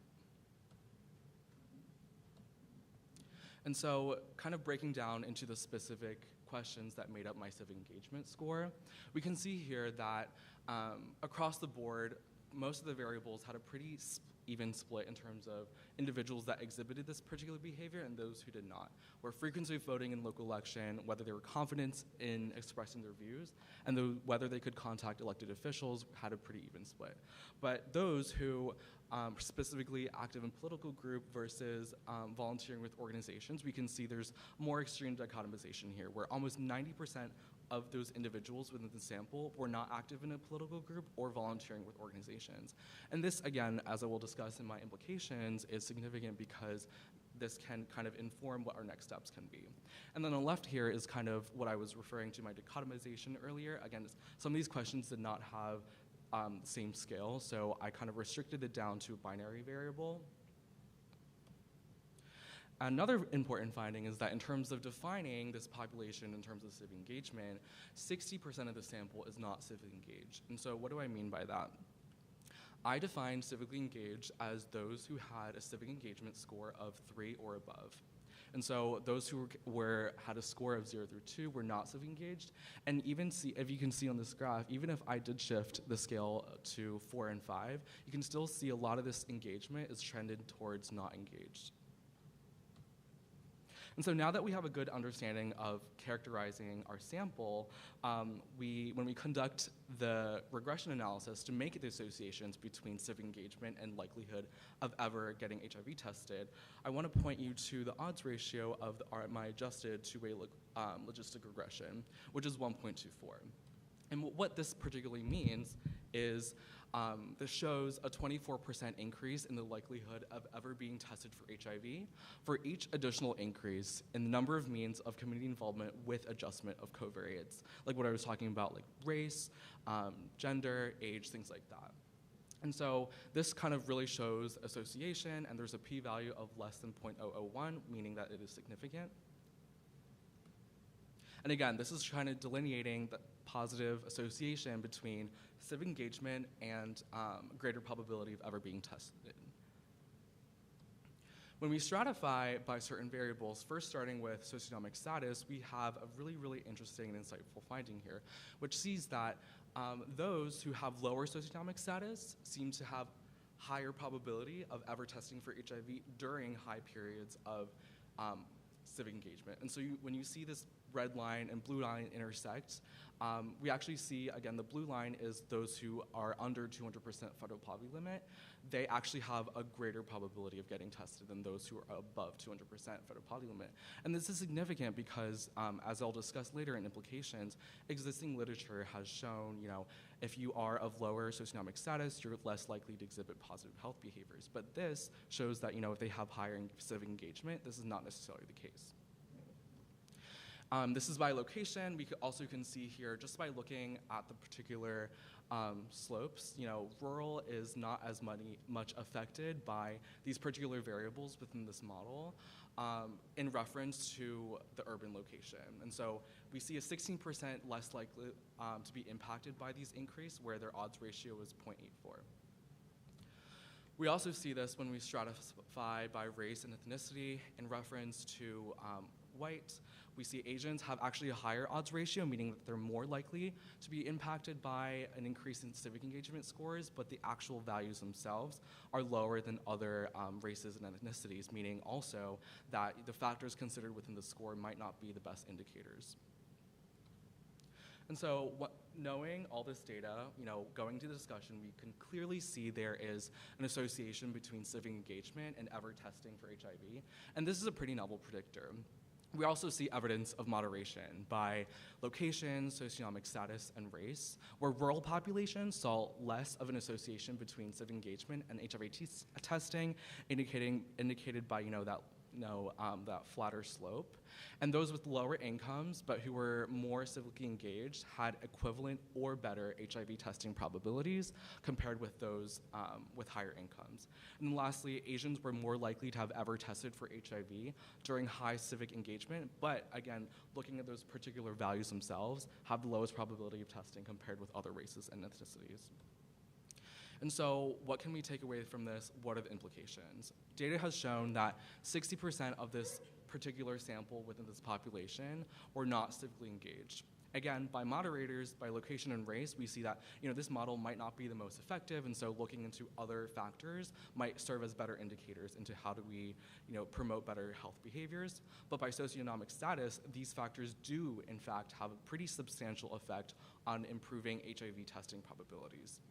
And so some policy outcomes that we maybe take away from this is to focus on perhaps leveraging existing community groups and civic engagement efforts to promote more grassroots efforts, particularly paying attention, incorporating civic, culturally sensitive, and also linguistic support, incorporating cultural values within those interventions, and also the importance of integrating healthcare services, expanding accessibility and lowering cost for those lower socioeconomic status groups. Some limitations of the study. This evaluation was conducted during the pandemic, where HIV testing was less common than other periods of time. And so we also looked at the outcome variables that HIV ever tested rather than recently tested. And so that might result in some differences. This is also a cross-sectional study, so we cannot really make inferences about causality, but again, data has made the clear association between civic engagement and ever tested for HIV. And then stratification found in populations had a pretty small sample size. So if we remember going back to the demographics, for example, the Asians only represented 10% of this population, and rural population represented 8%. But the strength here is that, again, this is the first study to associate civic engagement factors to probability of HIV testing, and going back to the socioeconomic status factor, this kind of disproves some of the literature that we found previously. And again, in terms of circling back to the beginning, in terms of how we can really empower individuals to make better health behaviors, this is really a modifiable factor that can really kind of improve their well-being, and that extends beyond health. Future directions, I would love to see if this association extends beyond this current population currently sampled, and also looking at specific, going into communities and testing specific programs that directly address these civic engagement factors, and looking at which particular factors within the model have the most impact on which populations. And also I'm really curious on exploring the role of stigma and how it incorporates within this particular model. For me, in terms of my personal future directions, I will be finishing my last year up at university, and this next semester I will be studying abroad in the UK, and then after that hopefully taking a gap year and applying for med school.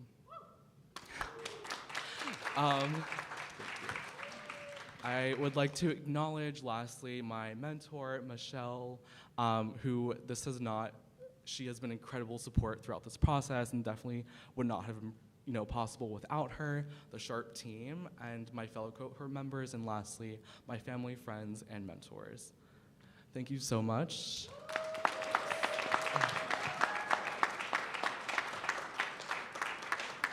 Wonderful talk, Sandro. Thank you. This talk is open for questions. Thank you.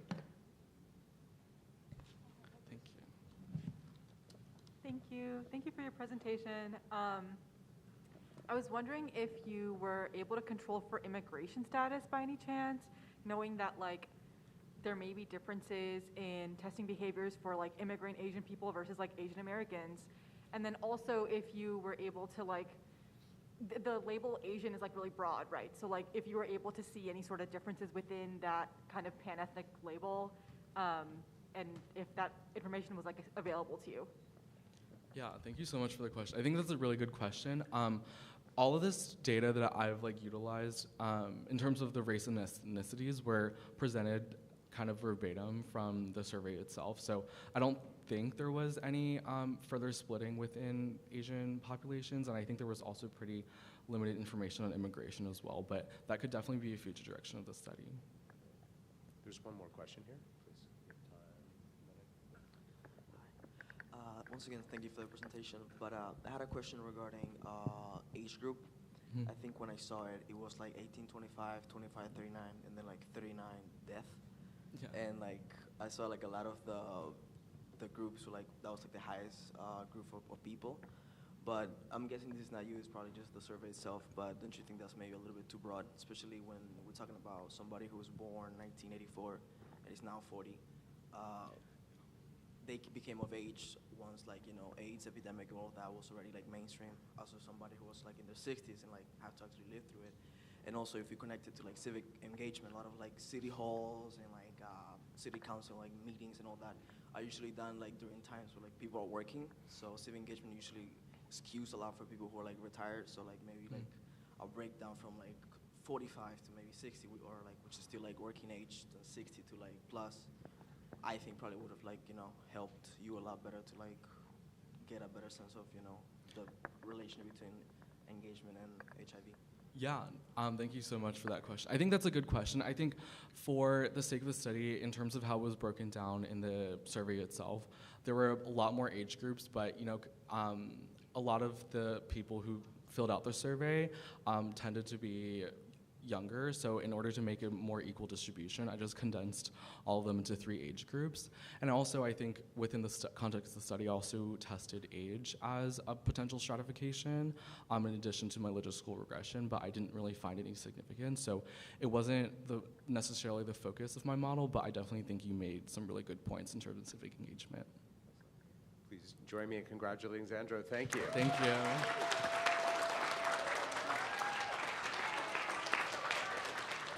Alrighty. So last but certainly not least, we have Sweta. Sweta is a Sweta is a native Floridian and graduated from the University of South Florida in December 2022 with a bachelor's degree in molecular biology and a minor in queer and sexuality studies. Their passion for community health and inclusive healthcare led them to fully invest themselves in health promotion from their undergraduate years onward. Their endeavors include participation in youth advisory boards, volunteering in initiatives such as the Ending the HIV Epidemic initiative within their community.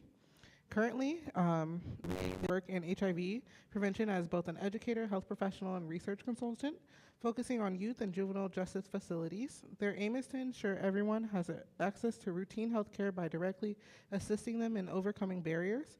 Sweta aspires to continue the mission by eventually obtaining an MD and PH and dedicating themselves to building a healthcare system that effectively addresses and reduces health disparities. Join me in welcoming Sweta.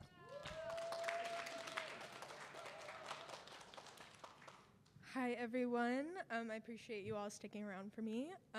First, I want to say it's going to be incredibly difficult following up all of these incredible presentations. But nevertheless, my name is Sweta Makalel. My mentor this summer was Dr. Holly Nishimura, and my project is titled Barriers and Bridges, PrEP Adherence Among Heterosexual Men in Kenya's Fishing Communities. So, I know we already just went over it a little bit, but a little more about me. Like Lauren said, I'm a native Floridian, so I was born and raised in Tampa, Florida. I attended the University of South Florida, where I obtained a degree in cell and molecular biology, as well as sexuality studies. I'm extremely passionate about sexual health advocacy, and that is basically accumulated in me working in HIV prevention and care for the past 2 years. Right, and I would like to quickly state that although I do have experience working with populations in the state of Florida when it comes to HIV, this is my first time working with populations in Kenya, and it is my first experience with qualitative research as a whole. All right, so now just for a little bit of context, this right here is a global map of new cases of HIV in 2021. If you focus right here on the continent of Africa, we see in sub-Saharan Africa, there's a higher density of new infections. And to just put some more recent numbers to it, as of 2023, there are nearly 20 million people living with HIV in this region, and there were about 400,000 new infections. Now, if we look a little closer at the country of Kenya, as of 2023, there were about 1.4 million people living with HIV and about 17,000 new infections. So overall, in the grand scheme of things, there has been a downward trend in terms of HIV prevalence within the country of Kenya. However, this trend has not been uniform across the country. So certain regions, especially Western Kenyas and counties touching Lake Victoria, have a much higher prevalence of HIV in comparison to other regions of the country. So as a result of that, a lot of the research focused around HIV in sub-Saharan Africa have largely focused on key populations. So that includes men who have sex with men, adolescent girls and young women, and female sex workers. So we can see right off the bat that a large portion of these key populations are composed of women and girls who engage in heterosexual sex. In knowing that, it's also important to acknowledge that sex is very much, or at the very least, a two-way street. And it's important to address the other half of that equation. So who is necessarily left in the dark? And that is heterosexual men, specifically those who are mobile. So because a lot of the past research and interventions have focused on these key populations, we see that heterosexual men in sub-Saharan Africa are falling behind when it comes to HIV testing, as well as linkage to HIV services. So Lake Victoria, specifically the fishing communities in Kenya, are a good example of this. There's about a 32% prevalence of HIV within this community. However, the fishermen in these communities typically have lower rates of HIV testing, as well as lower uptake of PrEP and ART. So that then contributes to this prevalence in this community. So what do we already know? So it's not to say that there has never been research done on heterosexual men in sub-Saharan Africa. There has been research that investigates the overarching perspectives of heterosexual men when it specifically comes to PrEP. So we see that heterosexual men have a high acceptability of PrEP and awareness of risk. So they understand the importance of HIV prevention, and they understand that it's something that everybody needs to practice. However, what's holding them back is that there is a stigma of being perceived as HIV positive. So the act of taking a daily pill can be enough to raise suspicion that you are positive and taking ART. There's also simply the mindset of PrEP isn't for me.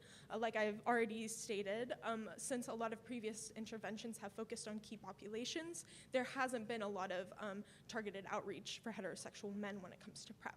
So oftentimes they're viewing other populations, but not people within their own community taking PrEP. So what is the gap? So given this information, I thought it was important to then investigate the experiences related to PrEP access and PrEP use among heterosexual men.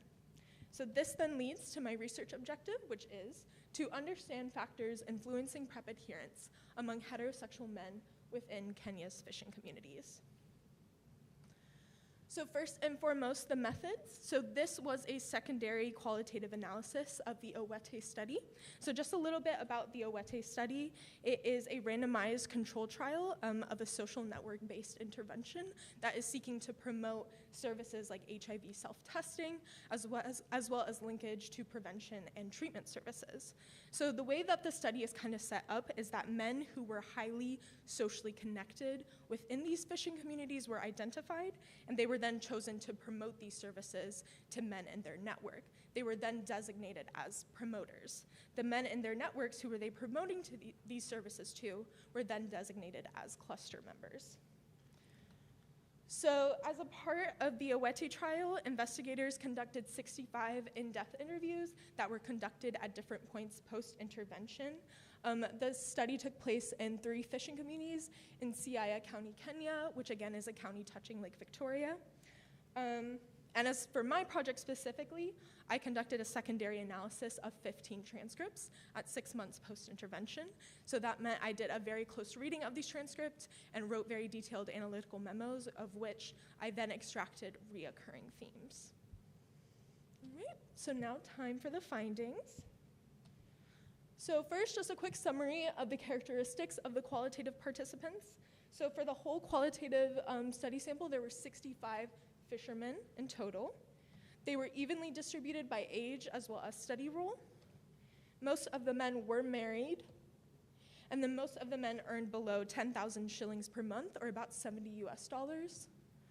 And 15 of the 65 initiated PrEP, so about 23%. Now, these were the themes that I extracted, and these include promoter/network support, alcohol use, anticipated relationship conflict, and healthcare access. Before I dive deeper into them, I would like to disclaim that these themes are not ordered by importance in the following presentation. All right. So the first theme that I'd like to discuss is the role of promoters/network support. So just a brief recap from the method slide. Promoters were men that were considered highly socially connected and were then given resources to promote HIV services in their community. So from my analysis, I found that this was a very high motivator when it came to PrEP adherence. So the act of seeing other men in the community, especially trusted men, not only use PrEP, but also just simply talk about PrEP, helped erase that mindset I was talking about before, that PrEP isn't for me. So this participant in particular, he was a promoter. He talked about an instance where he was able to take a group of people to a clinic to get tested for HIV, and when the doctor said who wants to get tested first, he was the first to get up and do it, and then all of a sudden, everyone in his community followed suit. So he stated, and they were given, and almost 10 people and above were tested there at that moment. And they were given PrEP and even taught how to use those drugs. They accepted and took those drugs. And the doctor told us that after every month, I will be bringing these drugs.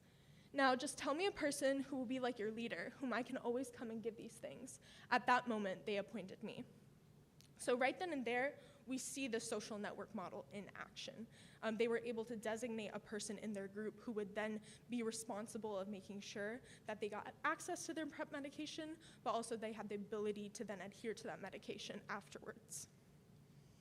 All right, so in addition to promoter/network support, another theme was alcohol use. So a little more context, there is a high prevalence of alcohol use within these fishing communities. Alcohol is highly available on the beaches. A lot of men also use alcohol to ward off nausea when they're on the boats, because water can often make seasickness worse. But as a result of that, there were a couple of counts in the transcripts that talked about how this alcohol use then impacted their ability to adhere to medication. So one participant stated, so after drinking, and you know alcohol is not water or tea, because when you drink a lot, you will get drunk. So you find that this person is so drunk and even forgets the medication. Another participant stated, I also went to the lake when I was already drunk, and coming back I still feel I am drunk, and I look for ways to continue drinking.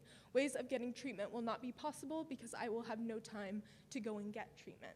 So right off the bat, we see that this alcohol use contributes to a difficulty of taking a daily pill every day, as well as having difficulty to take the time and having the ability to travel to different healthcare clinics or resources or pharmacies to get the medication in the first place. Another important finding was the role of anticipated relationship conflicts. A few of the transcripts in my analysis mentioned having to hide PrEP as a barrier to adherence. So when asked why they had to hide it, a couple of the participants responded. So this participant said, but for PrEP, a person who goes to collect them has to hide. The reason as to why they have to hide is because if it is someone who has a wife, then this will bring problems between him and the wife. He then states that his wife would have said, "You are infected, and you want to infect me too, so there will be no peace there." Another participant stated after they had gotten their PrEP pills and brought it home, his wife said, or he stated, "My wife said that I was on ARVs, and the thing caused conflict between us."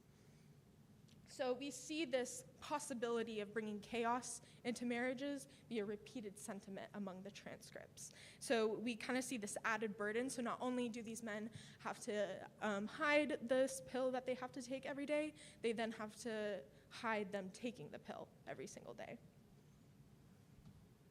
Okay, last but not least, healthcare access arose as an important factor in these men's PrEP adherence. So just by the nature of their job, a lot of fishermen have to travel. So they have to travel between their home and the beach, and from the beach to many different places. They can end up in completely different countries where they then don't have any sort of established healthcare resources. So this participant stated, "The challenges we experience in the fishing industry can affect your seeking medical care, because sometimes you have gone to work in an island where there are no hospitals. So when you're working in an island, most island people are usually reluctant. You will just find maybe a chemist. No one has opened any proper health facility where people can get treated. So you find that sometimes it might cause you a problem to reach the hospital, and maybe you didn't have money." So we see right off the bat how both mobility and economic vulnerability are highlighted as both barriers to this healthcare access. So the fact that they are traveling so far away, they're creating this distance between them and the healthcare resource, which then increases the transportation cost. PrEP services are actually free within the country of Kenya, but since that transportation cost is so high, these men become economically vulnerable because they cannot afford that cost. All right, so from these results, we can gather that a multitude of factors do influence PrEP adherence, and this includes support networks, healthcare access, income, mobility, as well as alcohol use. It's also important to note that these factors can intersect with each other. For example, one participant stated that because of alcohol use, that affected the amount of catch the fishermen were then able to bring in, which then reduces the amount of income they're able to get. And then that leads to limited healthcare access because they're no longer able to cover the transportation costs to get to these healthcare clinics. All right, and then as for implications and future directions, this analysis demonstrated the importance of having interventions or targeted interventions that focus on social support. Having members in your community take or do behaviors helps to influence your ability to then do that, because it destigmatizes and normalizes. So especially when it came to PrEP use, we saw that having trusted men in the community take PrEP and talk about PrEP then normalized it for the other men in the network. It also further clarified the relationship between mobility and healthcare access. Since these men are traveling so far away from their usual healthcare resources, or healthcare resources overall, it raised up the possibility of looking for options for PrEP delivery outside of a clinic setting, and possibly putting it more towards like community-based organizations, so then it increases the ability for fishermen to find these resources. Finally, the impact of alcohol use was highlighted. It is important to further delve into this community's use of alcohol and possibly lean towards creating interventions that combine both substance use support and HIV prevention. And as for future directions with this specific analysis, we will continue to analyze the remaining transcripts using a framework analysis approach in order to continue identifying factors related to PrEP adherence as well as PrEP initiation. And as for limitations, what I looked at was a subsample of the full data set, so we did not get the full scope of what all of the participants stated. There was a possibility of social desirability bias, so there was the chance that the participants answered in a way to please the interviewers.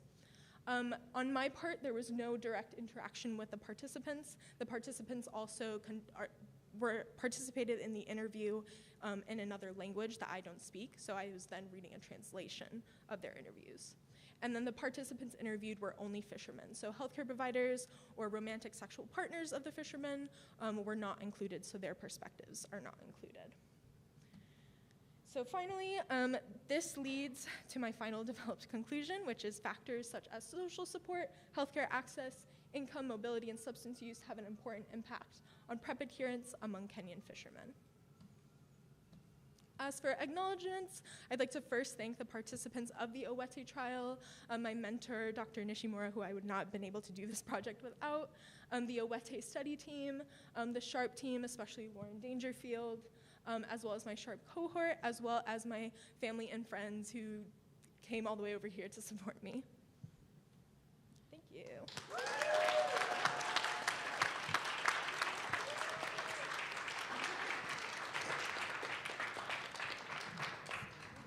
Thank you so much, Sweta, and congratulations. So open it up for questions here. Oh, there's some questions on this, right? I was wondering about how the actual study was conducted for the cluster members. So it seemed that the promoters were part of the study early on, but at what point did they inform the members of their cluster that, like, hey, you're a part of this HIV study? Okay, so just a breakdown of the study itself. So there was an intervention arm as well as a control arm. So in the intervention arm, the promoters were trained on how to communicate about HIV as well as PrEP and stuff and how to encourage other men in their community. And then they were then given HIV self-testing kits. So they had already had an established network. So their responsibility from then on was to then go to these, the men in their networks, distribute these self-tests.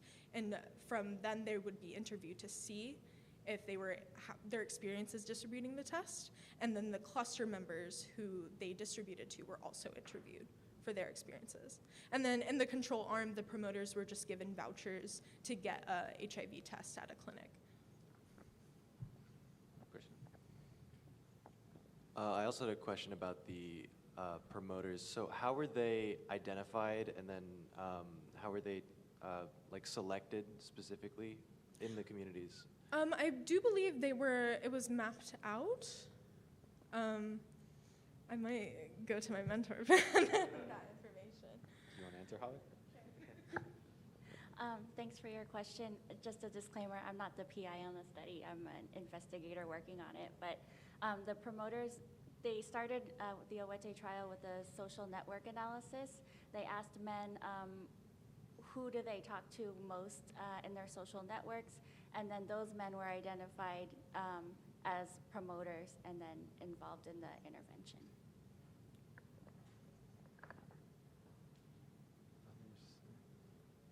All right. Well, congratulations Thank again. you.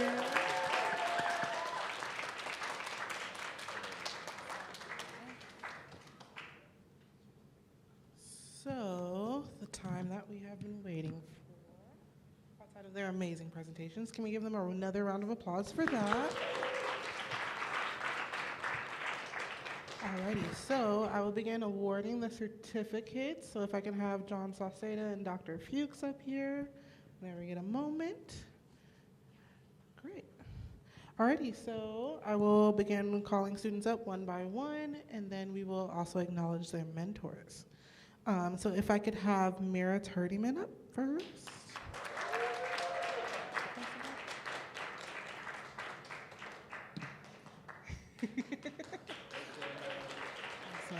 Next, I would like to call up Juan Carlos Argueta Rodriguez.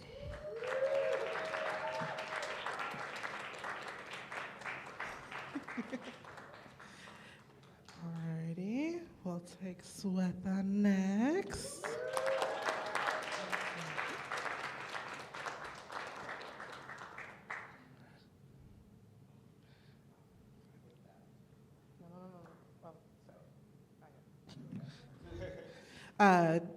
Juliet Laura.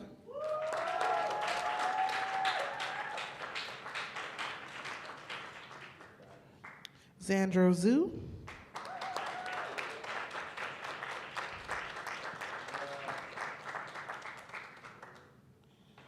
Alrighty, and last but not certainly not least, Toluani Oso.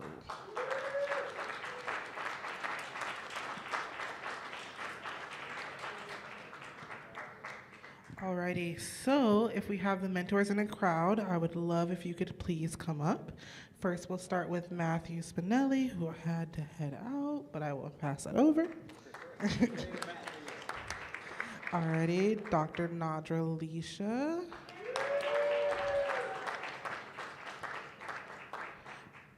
Alright, Dr. James Brennan.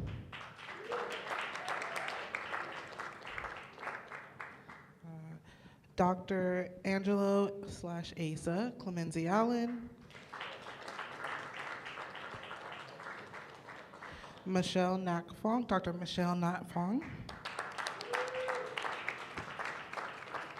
And last but not least, I think I missed you on the slide, so I'm so sorry. I just wanted to, you got to make your apology as loud as your mistake. But anyway, Dr. Holly Nishimura.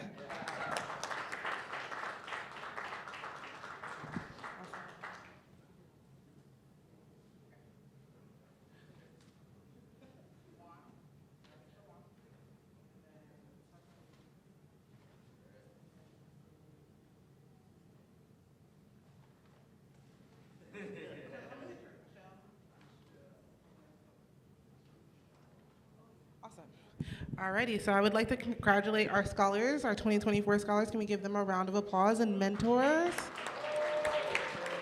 Thank you.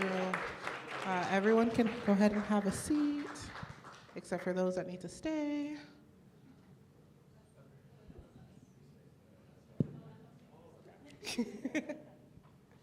Alrighty, so I will pass the mic over, but right before I do that, I would also like to just say thank you to all the CLI team that helped decorate this room, get food, set up everything.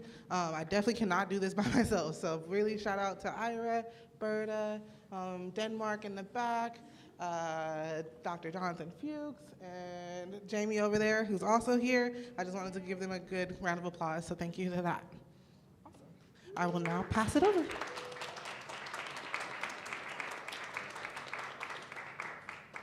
Well, what we like to do, we started last year, is acknowledge people who have contributed to Sharp for many years now. And so it's my pleasure to congratulate Dr. Anissa Flenche for our mentoring award for the 2024 year. Dr. Flenche is a professor at UCSF in Community Health Sciences, Department of Psychiatry and Behavioral Sciences. Multiple NIH awarded R-level investigator, PCORI funded, hundreds of publications. So she is an outstanding investigator.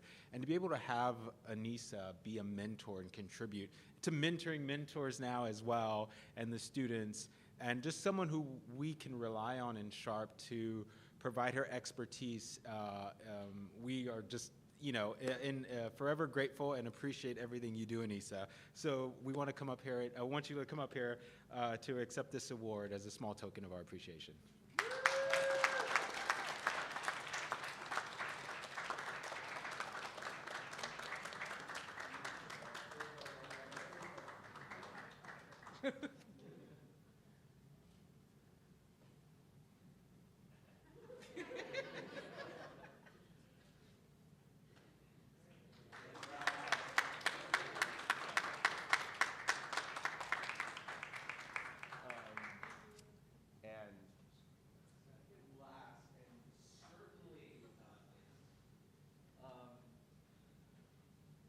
First, again, congratulations to all of our scholars and to our mentors. And we want to take a moment and just to acknowledge the incredible efforts of our Pathways coordinator, Lauren Dangerfield, without whom this entire program would not be possible.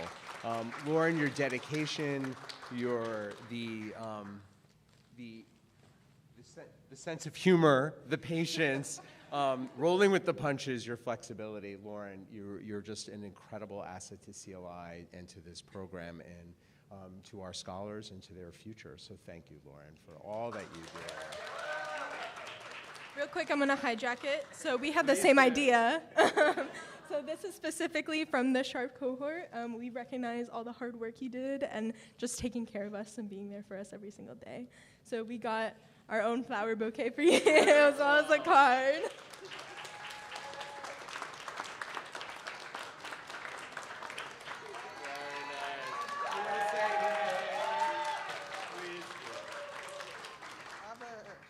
short, I'm a Cancer. I like to cry. So thank you all. I appreciate you all for bringing your energy every day. And I'm going to just leave it at that. Thank you. There's two others that I want, of the CLI team that I want to acknowledge. I want to acknowledge Dr. Berta Hernandez. Berta has really made such a difference in crafting our community engagement strategy and working with our community partners and introducing our Sharp Scholars to the amazing organizations in San Francisco that really make such a difference in terms of people living with HIV and those affected by HIV. And we are so grateful to everything you do to help support this program, Berta.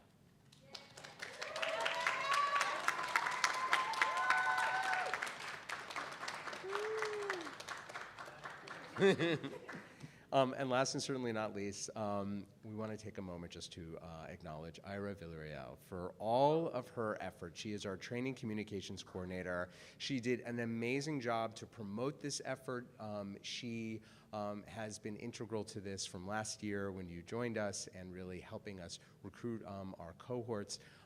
You have made such a difference in the lives of all of us and for our Sharp cohorts, and just thank you and congratulations for all that you've done. So.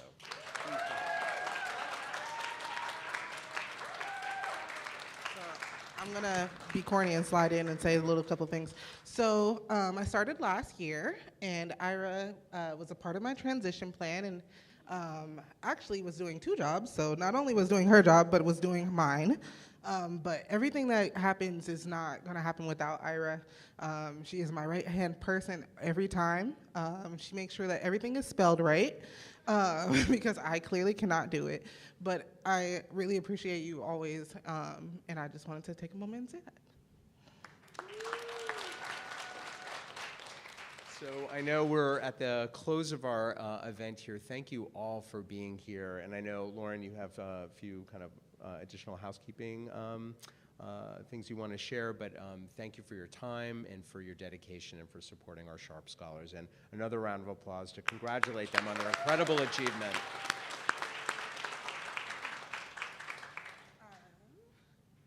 So thank you all for coming to our Sharp Symposium today. We really appreciate you taking out the time to celebrate our students here. Right outside the double doors, we have lunch, so feel free to go ahead and grab a lunch you would like. We'll be around till about 2 o'clock. However, at 1 p.m., because we did have our power outage, we would like to re-record for Mira. So at 1 o'clock, if I could just have everyone, just be quiet for a moment so that she can get they can get a great video, I would really appreciate that. Thank you so much, and have a great day.